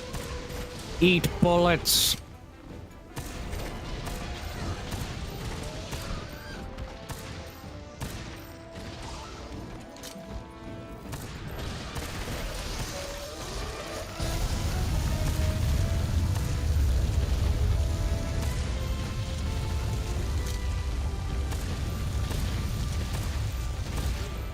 Oh!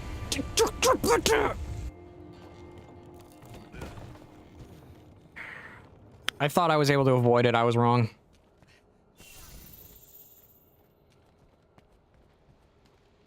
Well, Fortify activated.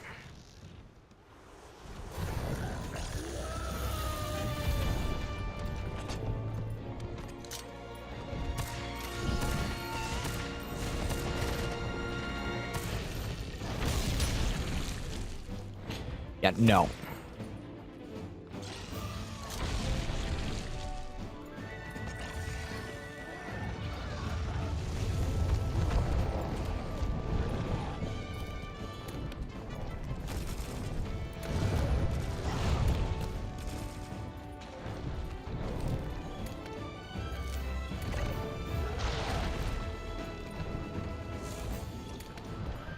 Okay.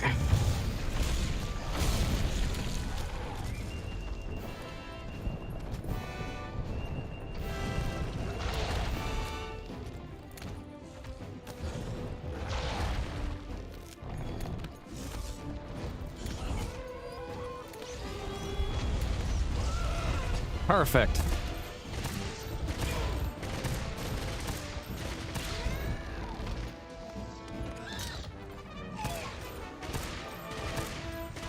Come on, stay down.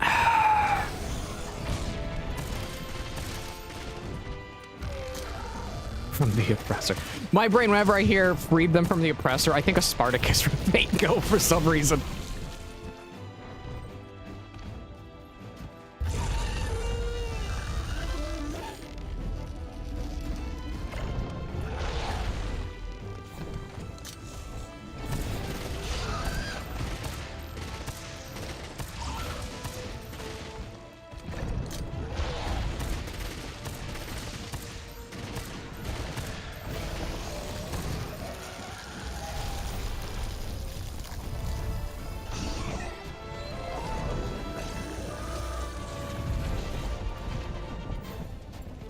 Let me up, game.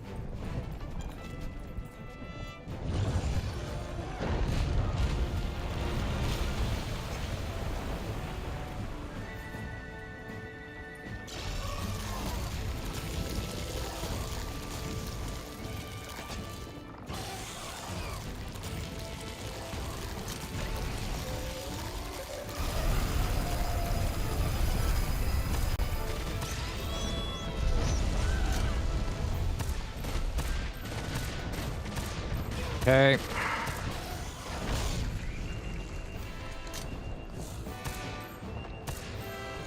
I'm getting there. Okay, thank you for hitting me, I guess.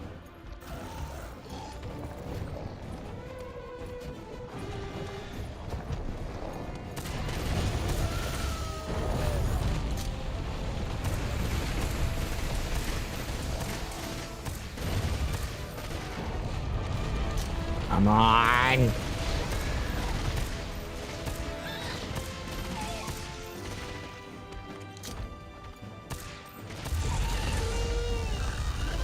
Nope, it's not charging itself.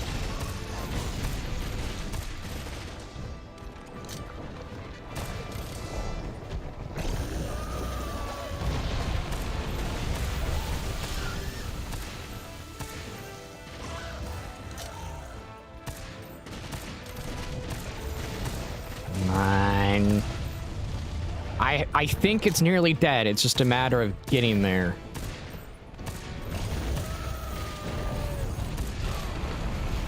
Ow.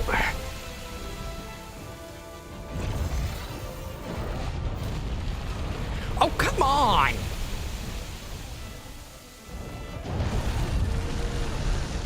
Okay.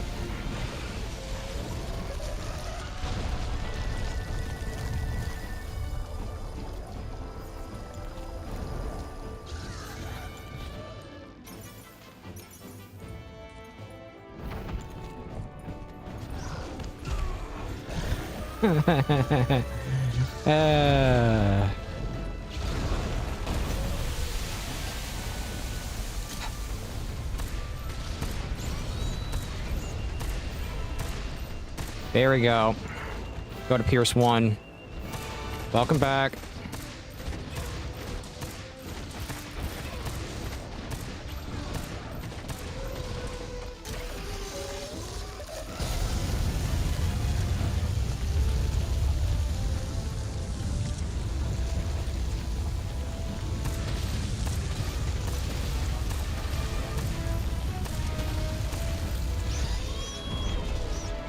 Yes!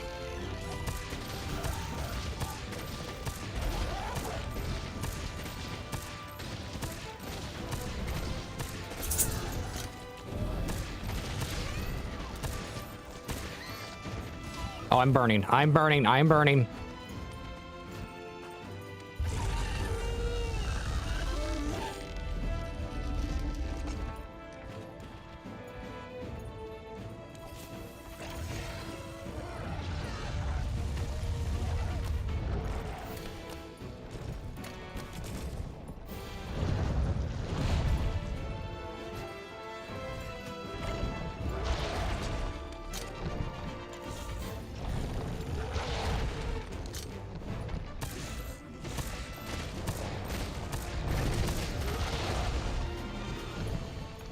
And that's perfectly fine, operator. It's just some people get fun from other means.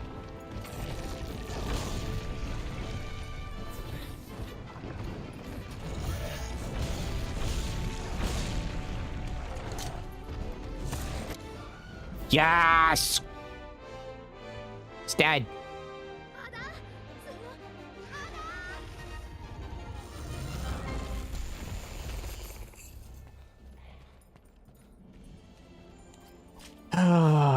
It's now time to farm Xenojiva for armor.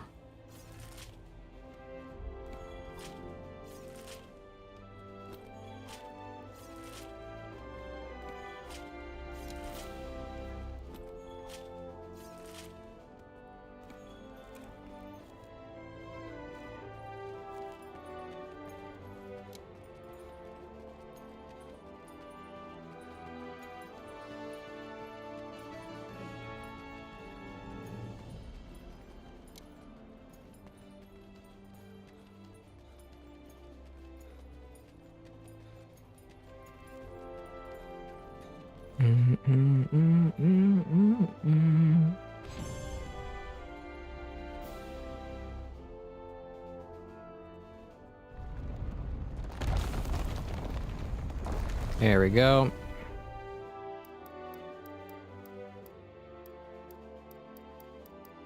You notice this is why I tend to play solo in most cases, and when I do play a game where I am on multiplayer, I will make something that is viably strong. That's an issue with multiplayer, not an issue with like the topic we've been talking about.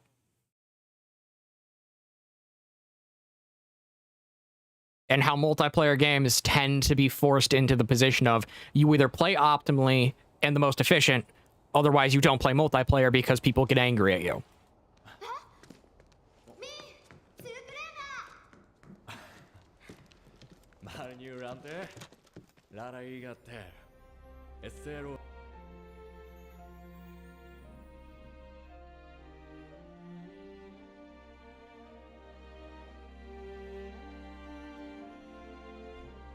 Like, and my issue with multiplayer is when they intentionally make something super weak. just because they can. And they think it's going to balance out the game without understanding. To take a note from early Magic the Gathering, almost it to in a multiplayer format, you need to make, it sounds weird, almost everything viable to a degree. This is why I hold the stance that you don't nerf something down. You put the things up to where they are underperforming to the overall gameplay itself.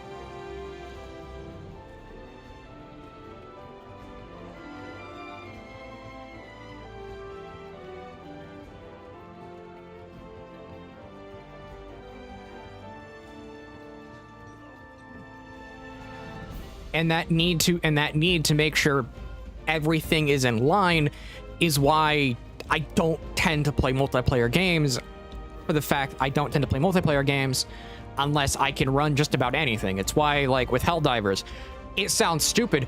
I enjoy running around with the laser cannon, just shooting lasers. And thankfully, it's a viable weapon.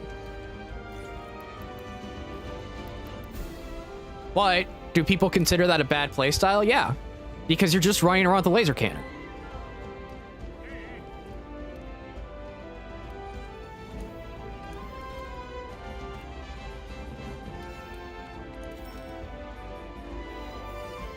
Whereas, like, oh yeah, you have better options for, like, the arc, from talking to Joseph, Chonky, and other stuff.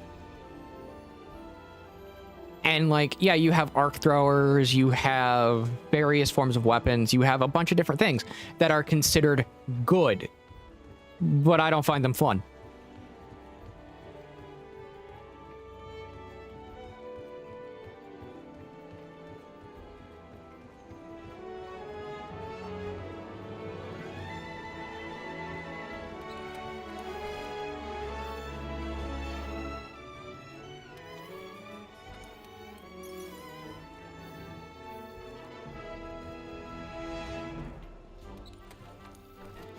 Okay. There's a fine line there's a fine line in saying, well, just because something's bad doesn't mean you don't play it, and because something's really good, you have to play it. And at that point, once you cross that fine line, you start, and I'm gonna be honest, because I've had this conversation with a bunch of different people. You start sounding rather rude, because the video game is based about having fun, and if you're in a game where basically everything has to be played mathematically and there's no room for experimentation, that usually means the game is poorly balanced.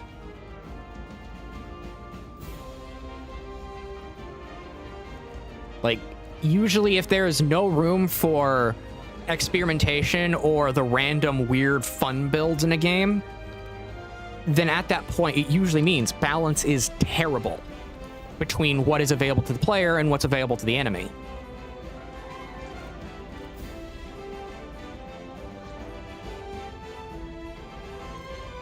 I have seen too many games that I really enjoy turn into just trash because they're just poorly balanced.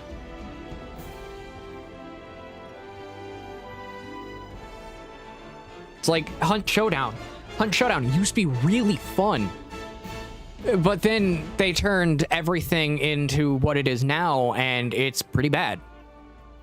The guns were very well balanced, but now that they're trying to put things like long ammo into the ground, shotguns into the ground, pistols are like your best friend now, and it's just like so much of what was fun about it is gone because they went into super nerfing stuff, not raising things up to be at the top tier, to be at the same level of the top tier stuff people are running. And that is far more enjoyable when everything is somewhat viable, but also has its downsides. I know people think, well, then it's not, like you pointed out, those games to most people usually aren't fun, specifically to the number crunchers who just want to be the best that there is. Like, that's just how that runs.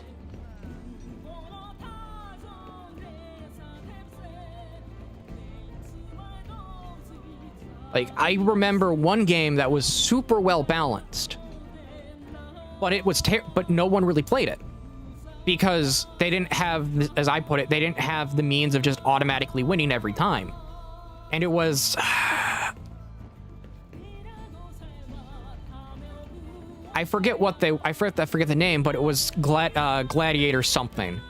And it was a free-to-play game that had a bunch of different stuff, but even bare fists were viable.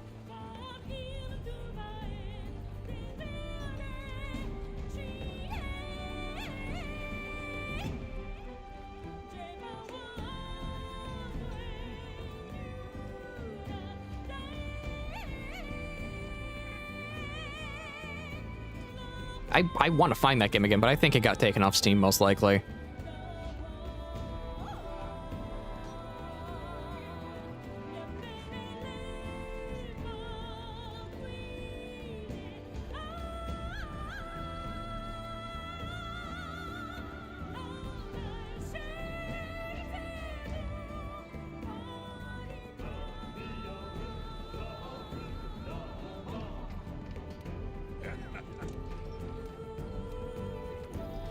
And I think when games intentionally balance themselves to where some weapons are always going to be higher tier than others, you end up with what I call a Call of Duty syndrome, where the next best weapon is always the one that comes with an update. Like, I remember this with Black Ops 2. Black Ops 2, fun game for, like, zombies. But the multiplayer, like, the PvP multiplayer, was awful. Because the best gun was the gun that everyone ran was always the gun that came from an update. The gun that was poorly balanced to where it was above everything else. And you were getting nothing but pub stomped. That action of having it to where everything is balanced inoperably to where you're going to, no matter what, have things that are just terrible, can't be played, and then you're going to have the one thing that's the best and everyone's going to play it, creates a situation where all you see is the same thing. You don't see variation, you don't see testing, you don't see anything out of the ordinary, where all you see is that one thing, and gradually over time, that becomes really boring for most people.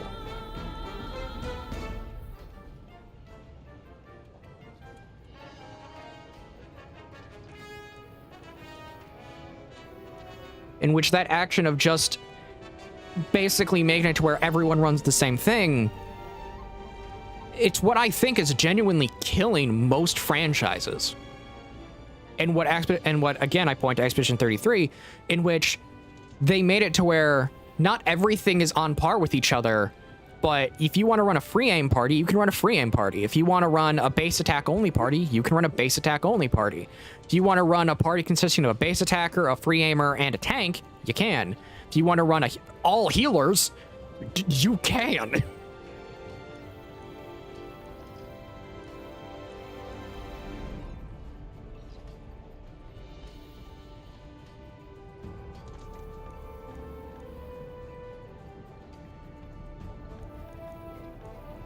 I would play Final Fantasy XI if I didn't have to pay money. Currently, I do not have the money to afford subscription fees.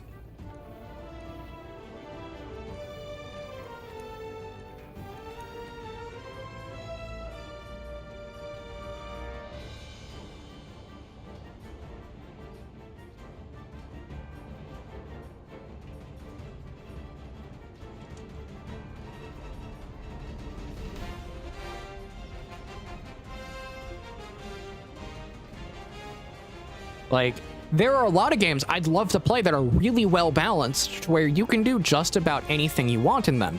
But most of them are usually MMOs that are subscription fee modeled. And therefore, I can't play it.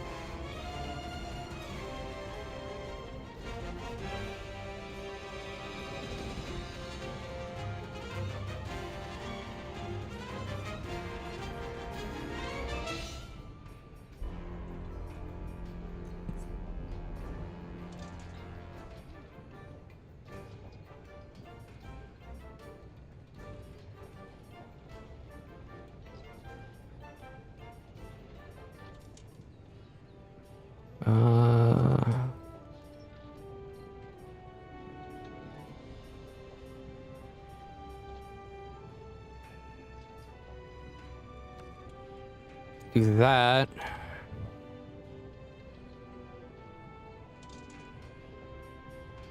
Like, I'll use an example of Terra. Terra was really fun. Downside. Terra got bought up by Nexon, and because it got bought up by Nexon, it went down the drain.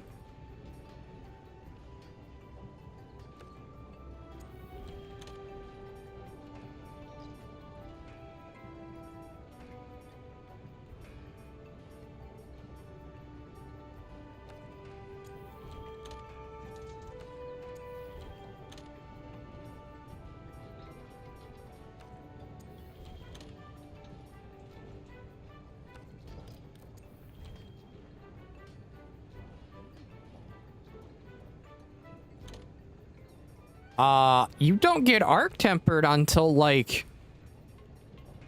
I think Master.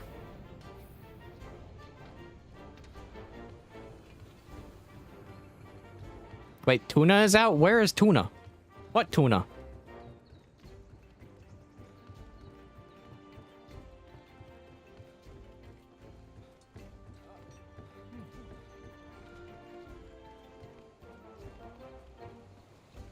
Okay, I thought Arc-Tempered Xeno was specifically for at high rank. I mean master rank.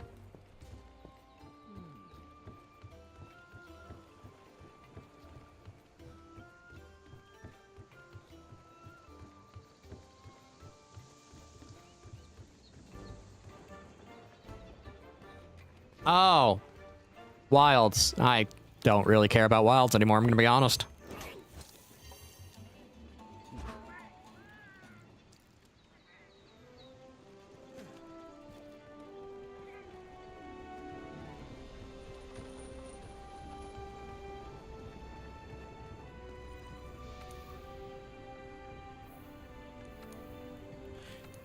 Great online session, redo it, get it going again.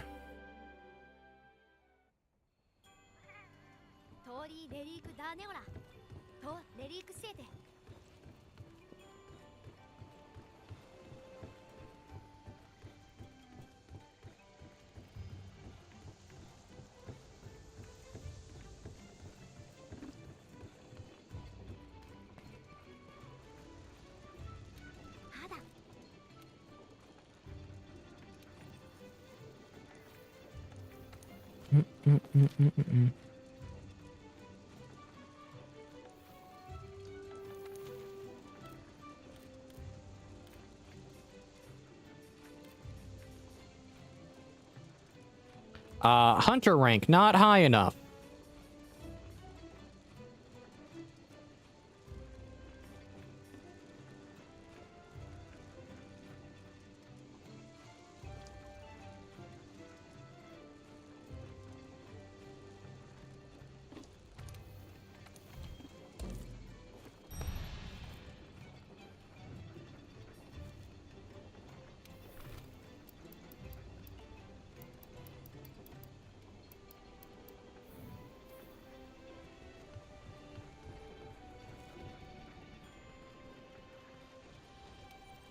They kind of can't fix the performance issues, seeing the performance issues are based on particularly the RE engine itself, and they would have to do an overhaul of the RE engine.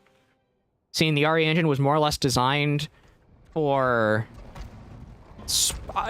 games of a smaller scale.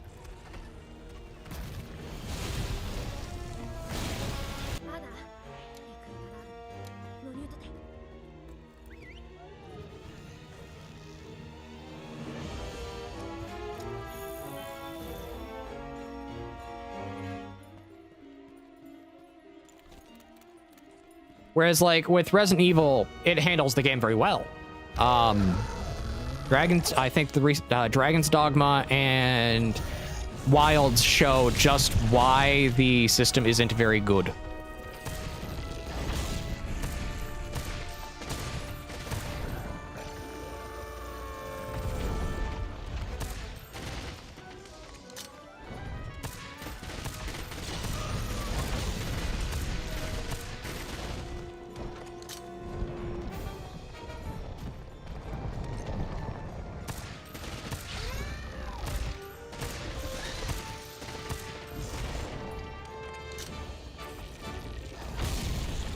Okay.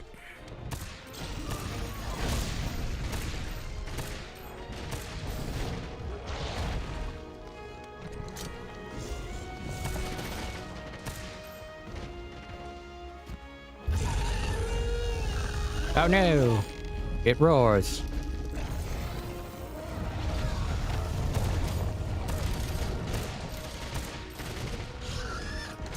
Okay.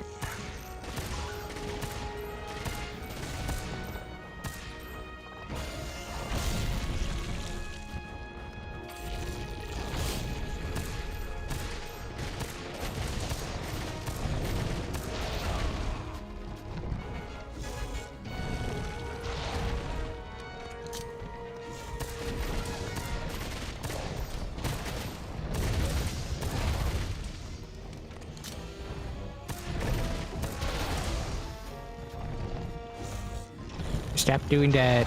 Just die.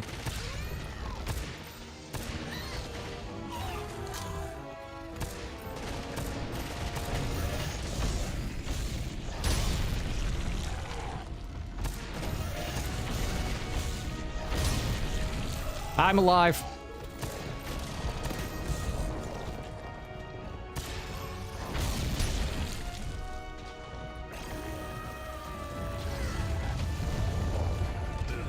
Oh no, I'm dead. I'm back.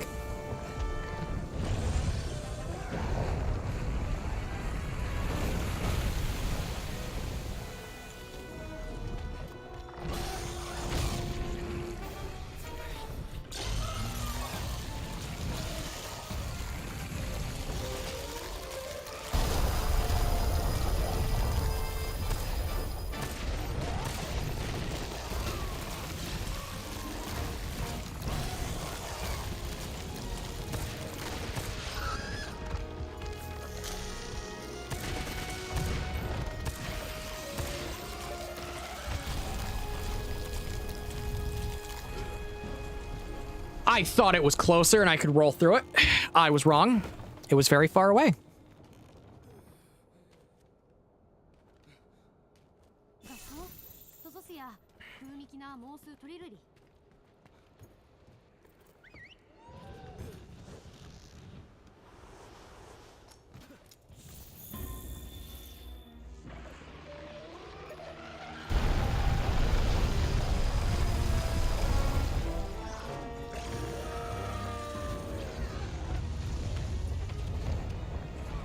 Okay, I'm alive.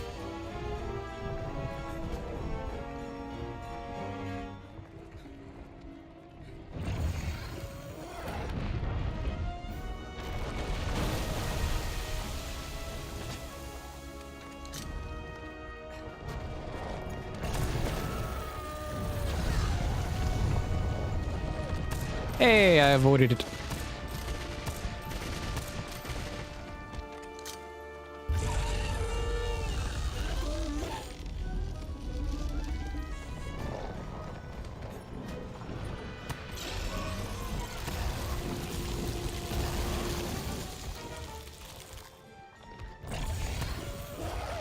Trying to find the one that I can drop on him.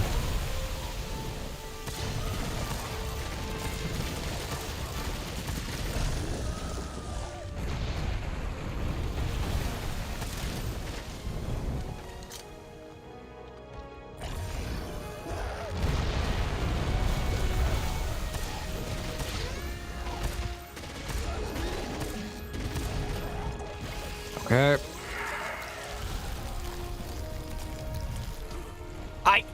I tried to roll.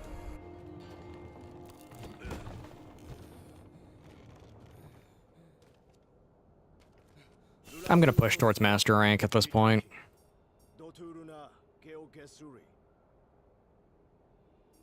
I'm gonna push into master rank.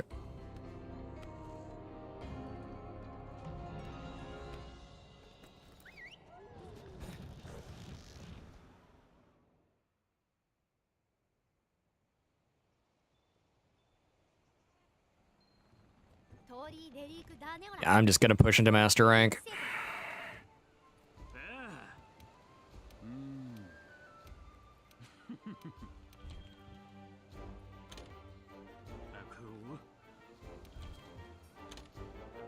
Let's do it.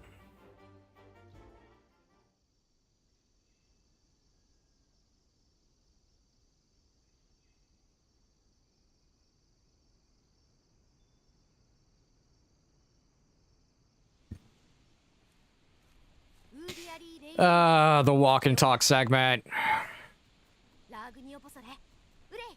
This could have been just a cutscene.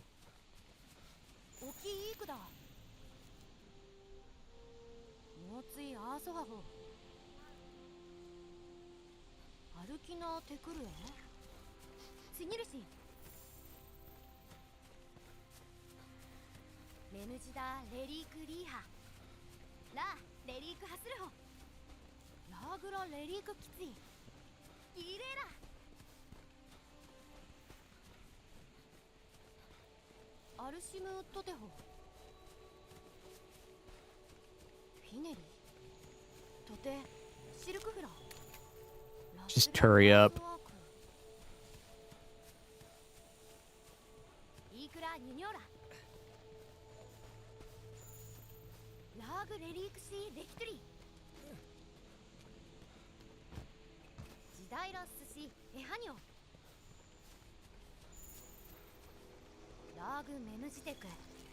Yeah, Lagania track. Gotten.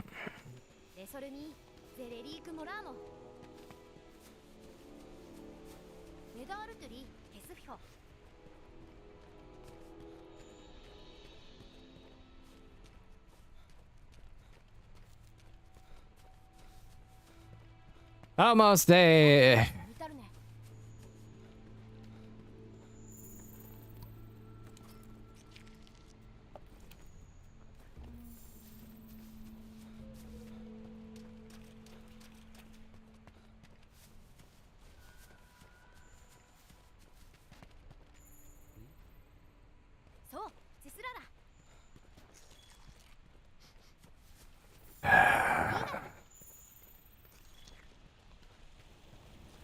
And I'm here.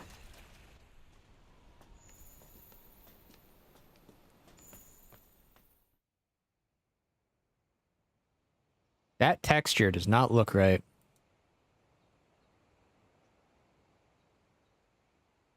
Oh, I can see the loading bar.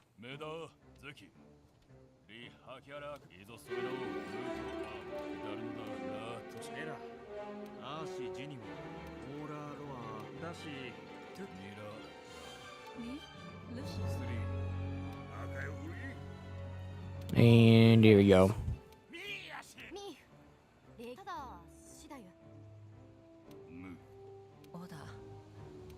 We're almost there.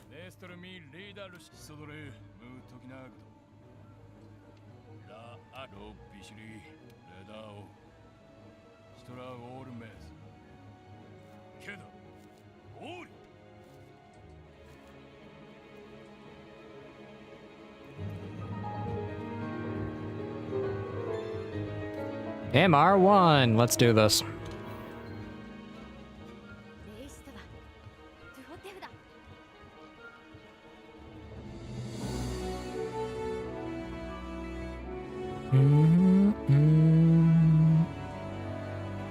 I love how the music just continues playing.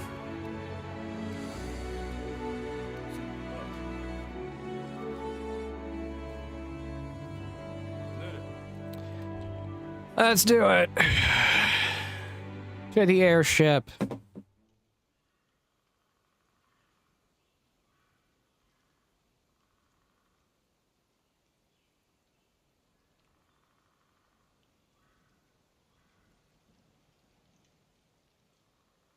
What are they playing? Oh, Repo. That's what they're doing.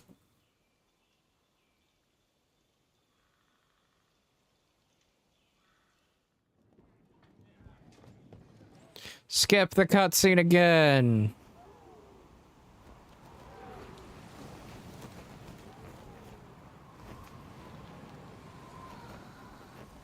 Skip the cutscene again.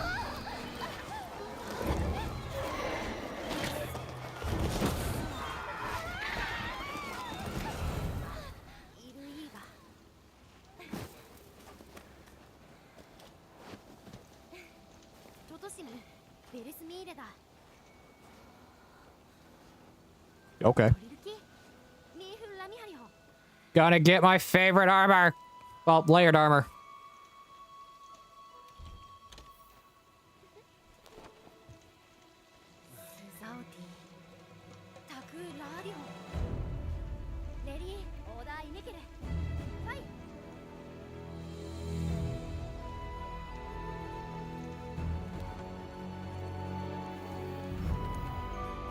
Yes, I enjoy this layered armor.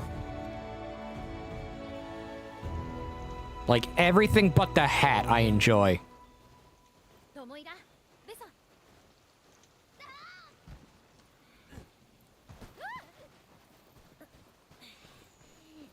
Dude, I like the coat.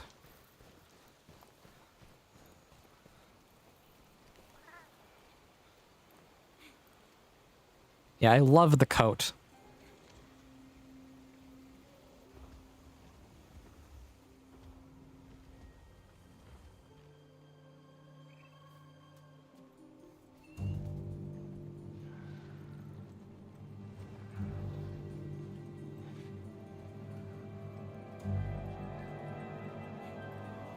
Okay, I need to grab a berry.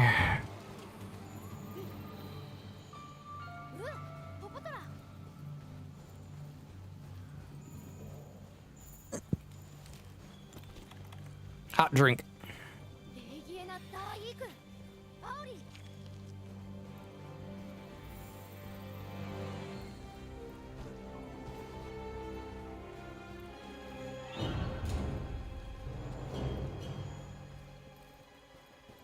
I find it hilarious that the audio is still going. I really do.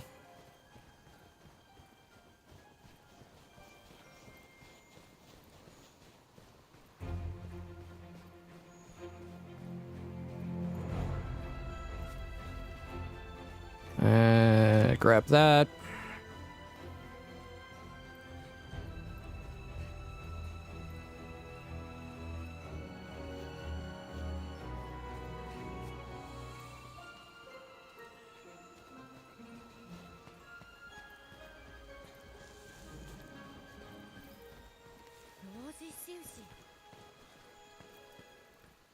This way.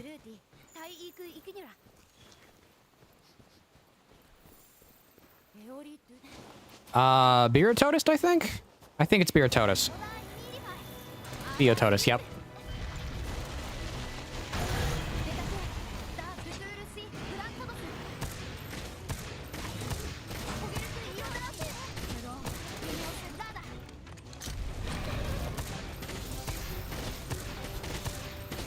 The ice shark.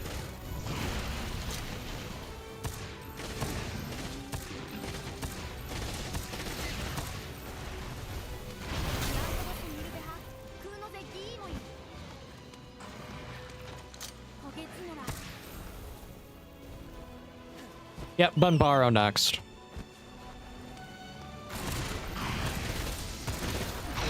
I can remember which one was first, Bio or Bunbaro.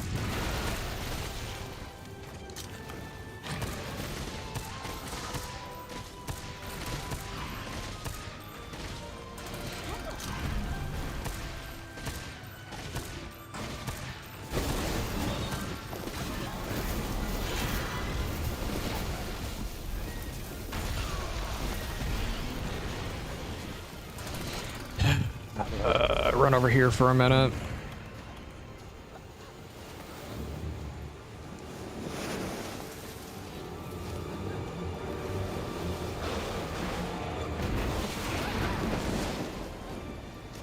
Yes, that is funny. Like, I can't point out enough. It's really funny with how the audio is just continuously playing because of the cutscene skip mod.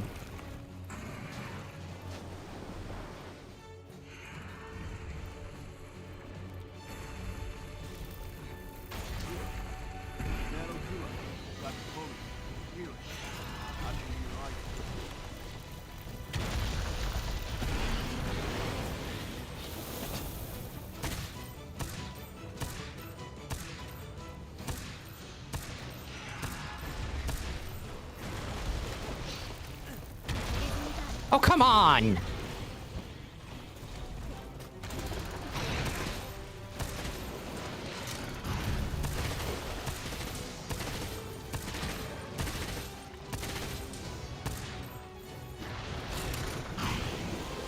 I really don't have a favorite Piscine Wyvern. Most Piscine Wyvern I'm not the biggest fan of.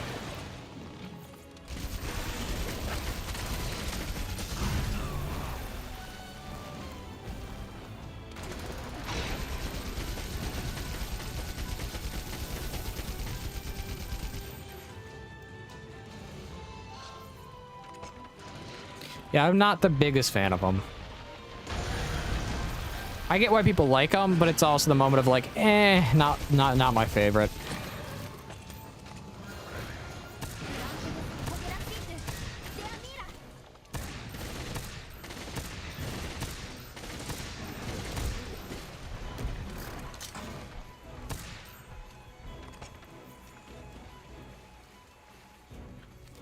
Okay.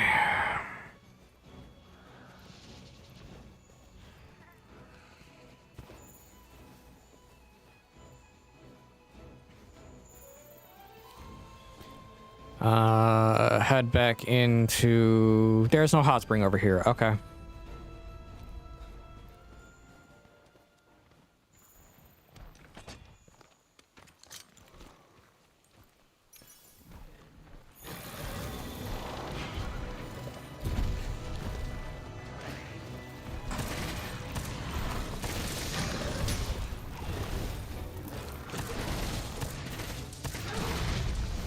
I still hold the position that the people who bought Concord should at least be able to play it.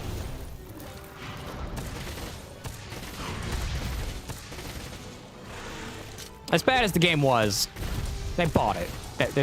They should have the right. They do have the right to play it.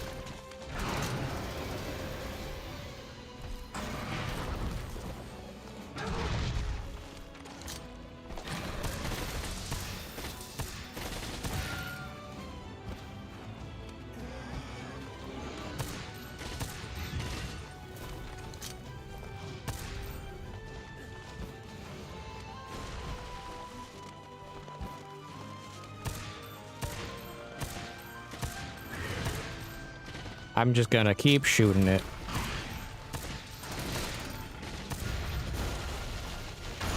That is interesting.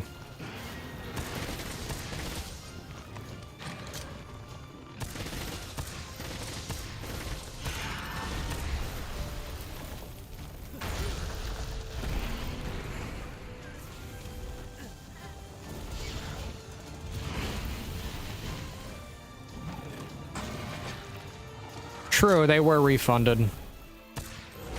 I forgot about the refund.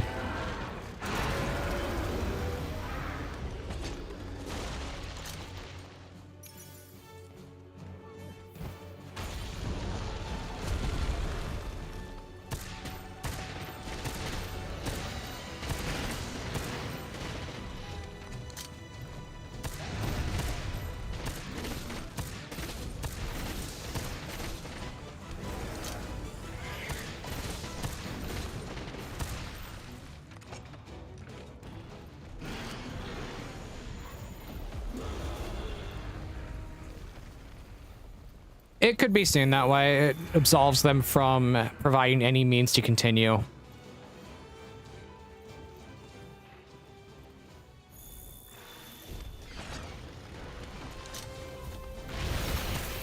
And that's one of the things, like, I'm not, like, I'm concerned about when it comes to stop killing games, is what if they just do the means of just refund at the cost they got them? They bought the game, but not things like the microtransactions, stuff like that. Because that's they could argue that for like the companies running these games. They could use the argument of, well, we refunded the price of the product. And I think they could try to get away with refunding if, say, someone bought a microtransaction, stuff like that.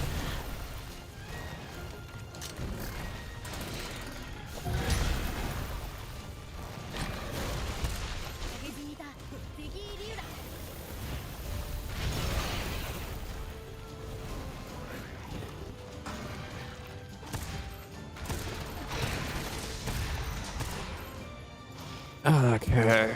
Because yeah, in most cases, microtransactions are waived off as a secondary payment, not the actual base price of entry. So they really could argue, well, we refunded the base price of entry, So therefore there is no means needed to provide a means of continuation. And then people would have to start arguing, well, what about microtransactions? And congratulations, things get more complicated.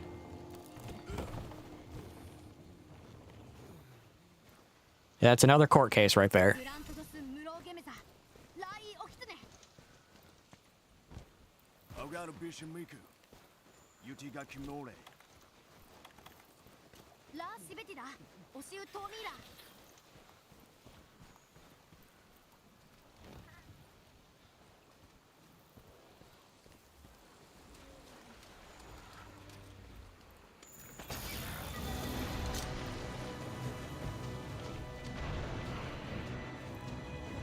Titanfall was a weird game, and I'm not talking like, oh, gameplay-wise. No, I'm talking...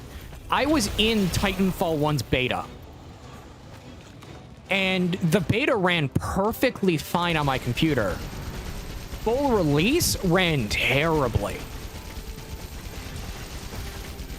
So I don't know what they did between the beta and the full release to make it run terribly.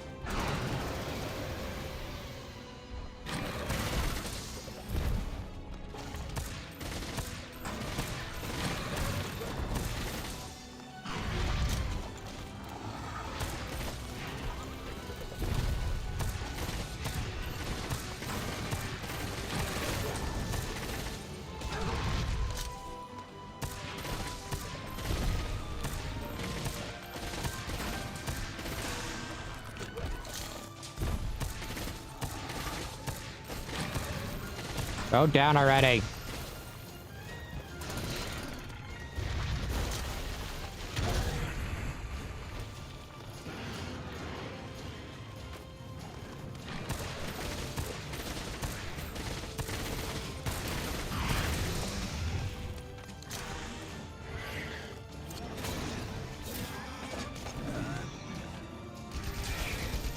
But yeah, like the beta played really good. Like it was smooth, even on like an 88 on dual 8800s. It was smooth.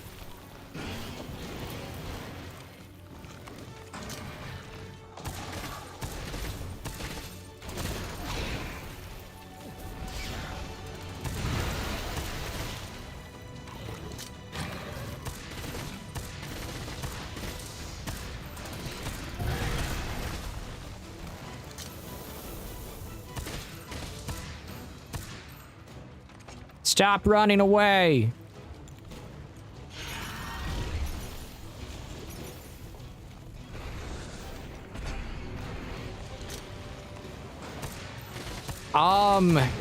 They're in all honesty, blame the publishers. Like, I'm gonna be honest, blame the publishers. Blame the publishers and blame the people who are actively pushing for the game to be more expensive. Because, like, here's the thing. Kepler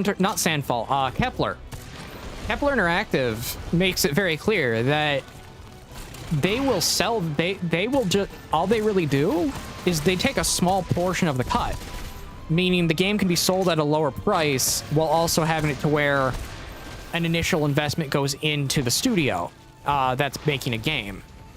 Like, the model Kepler Interactive uses is very consumer and dev friendly, making the price of the game the games they're involved in go down, while also making it so that the devs who develop the game are well paid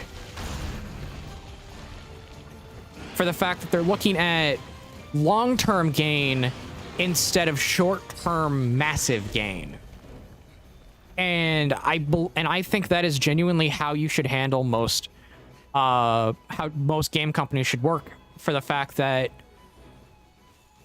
the publishing side of games usually is way too bloated. So they end up requesting so much money.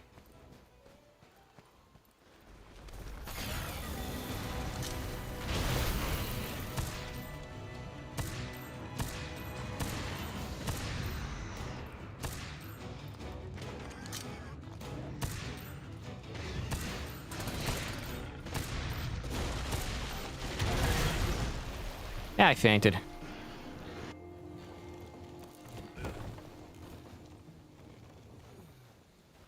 It's like if you look at the pricing of the majority of the games from Kepler Interactive, they're really affordable. They're like the price of games that they're the average price of games back in like 2010.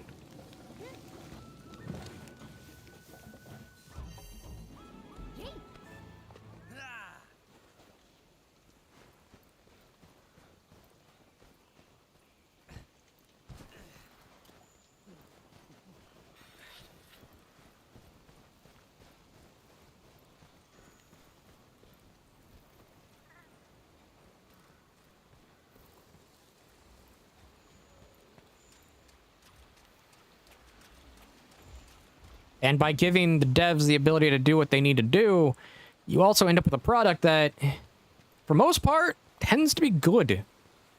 It keeps the artistic vision going with it as well, so you don't end up needing to beg for specific audiences to play your product, stuff like that.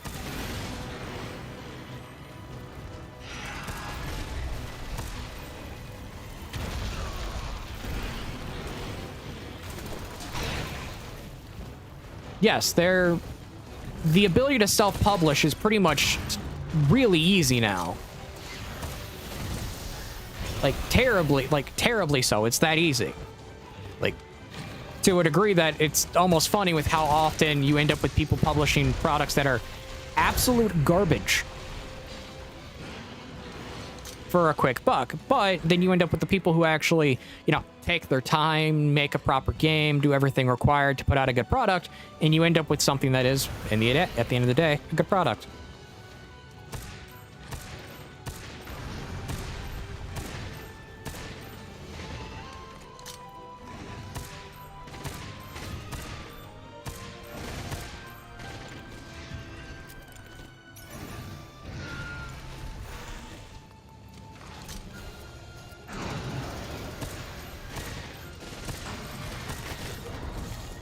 Yeah, publishers do help with having marketing budget.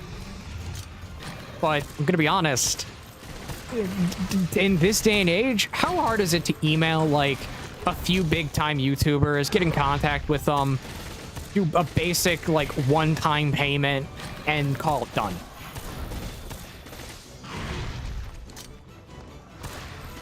Like, genuinely, it's not hard now to market your product in the modern era.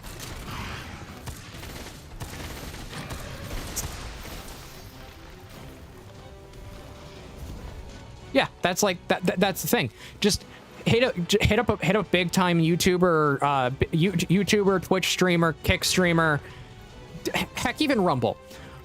Hit up a big time creator on them, and you've set yourself up.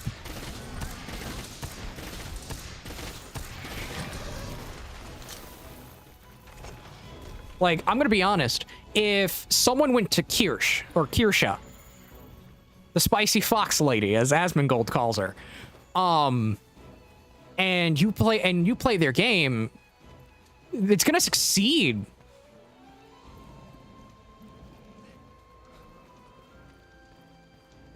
And yeah, like, get Asmongold to play your game by posting on his subreddit. Bingo. you make dozens right there. Like, you go after Asmongold, Tectone, Kirsch, Iron Mouse, and Silvervale. Right then and there, you are now in front of a few million people.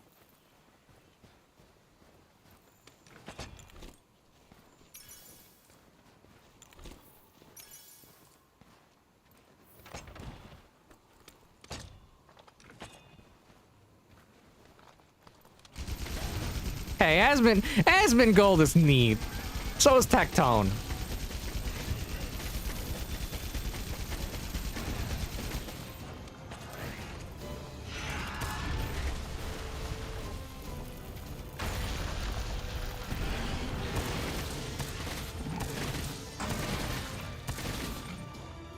Yeah, it's a shame about his dad. And people are gonna use what's happening to his dad as a means of going after him, like they've already done with his mother. So it's just like, The man has... Like, the man just genuinely is, like, the boogeyman of people. And it's kind of stupid.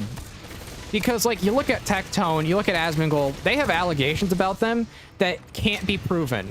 They have allegations that were thrown at them because their parent did something in the case of Tectone. Like, it's not even funny with how they treat these people. When you look at them, as like, using the example of, again, Asmongold and Tectone, they are weirdly, like, the most helpful Twitch streamers you will ever meet. In the case of Asmongold, he's Twitch. In the case of multi-platform, it's Tectone. Like, they are genuinely some of the most helpful people you will meet. In the case of Tectone, he actively pulled so many people up from the gacha community, and then people just went completely against him because it was the in thing to do.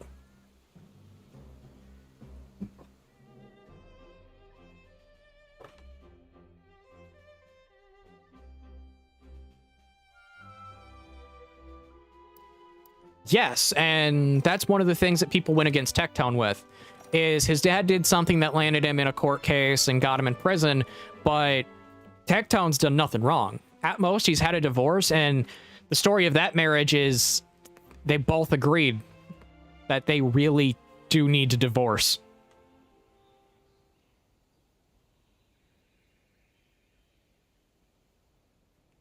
Meanwhile, Kirsch literally just got slandered. Kirsch, Silverveil, and Iron Mouse just perpetually get slandered to the point it's not even funny.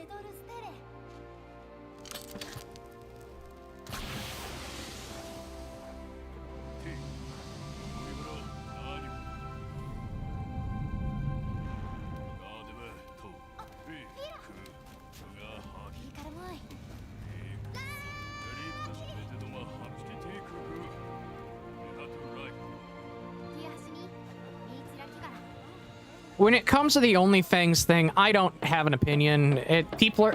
WoW players are going to have their own opinion. MMO players are going to have their own opinion. My opinion is very simple. He had everything to be with his party when it comes to mana generation.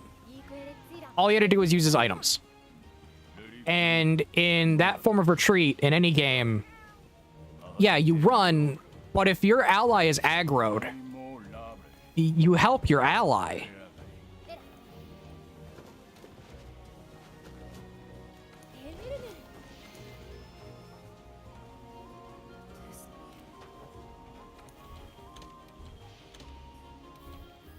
So it's just one of those things like, yeah, running was the best option, but running and not helping your ally who's like actively being aggroed, and the two of you could very easily defeat that enemy and continue running.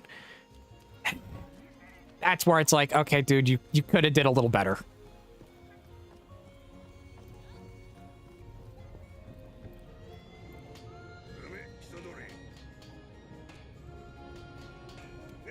Like, that's the thing. You'd think people forget the items. He was actively using them, which makes it even worse. Like, that's the thing. It's like, he said, oh, I'm out of mana items. Then why are you using said mana items?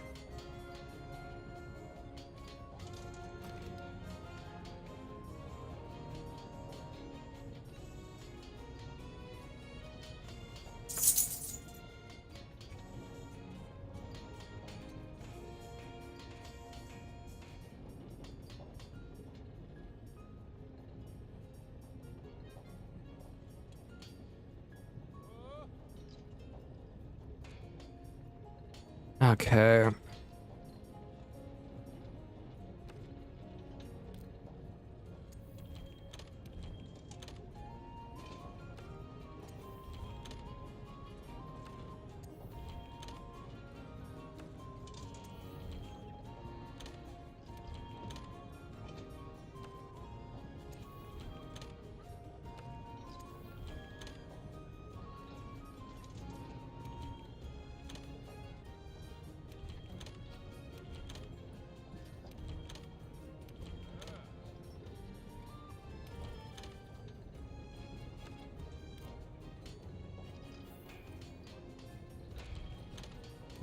Remove those.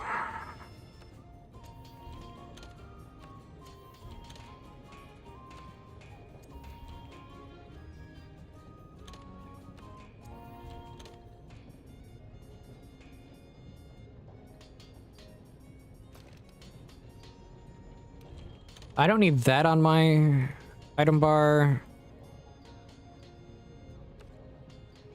I'll take the BO one.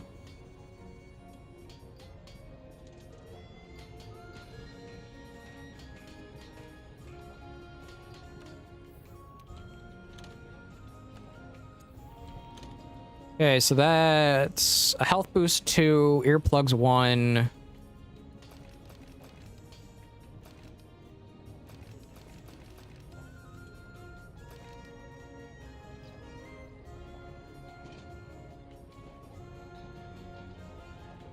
I would have health boost 3, slugger 2, earplugs, attack boost, and parts breaker.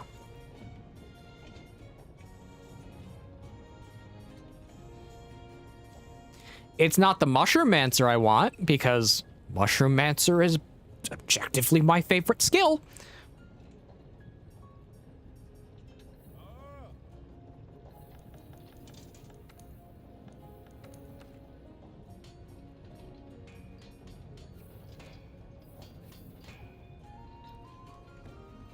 Yes, if you give me access to Mushroom-mancer, I'll be happy.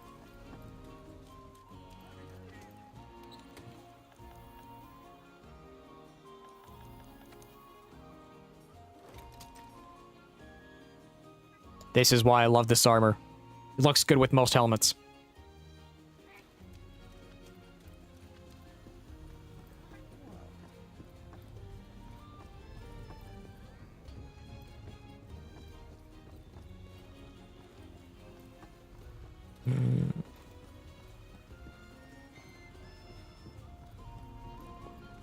Okay.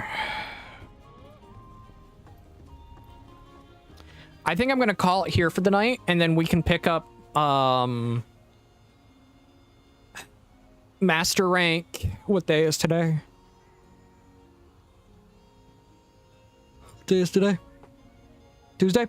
We can pick up Master Rank Thursday. Tomorrow I'll be doing either Helldivers or something else.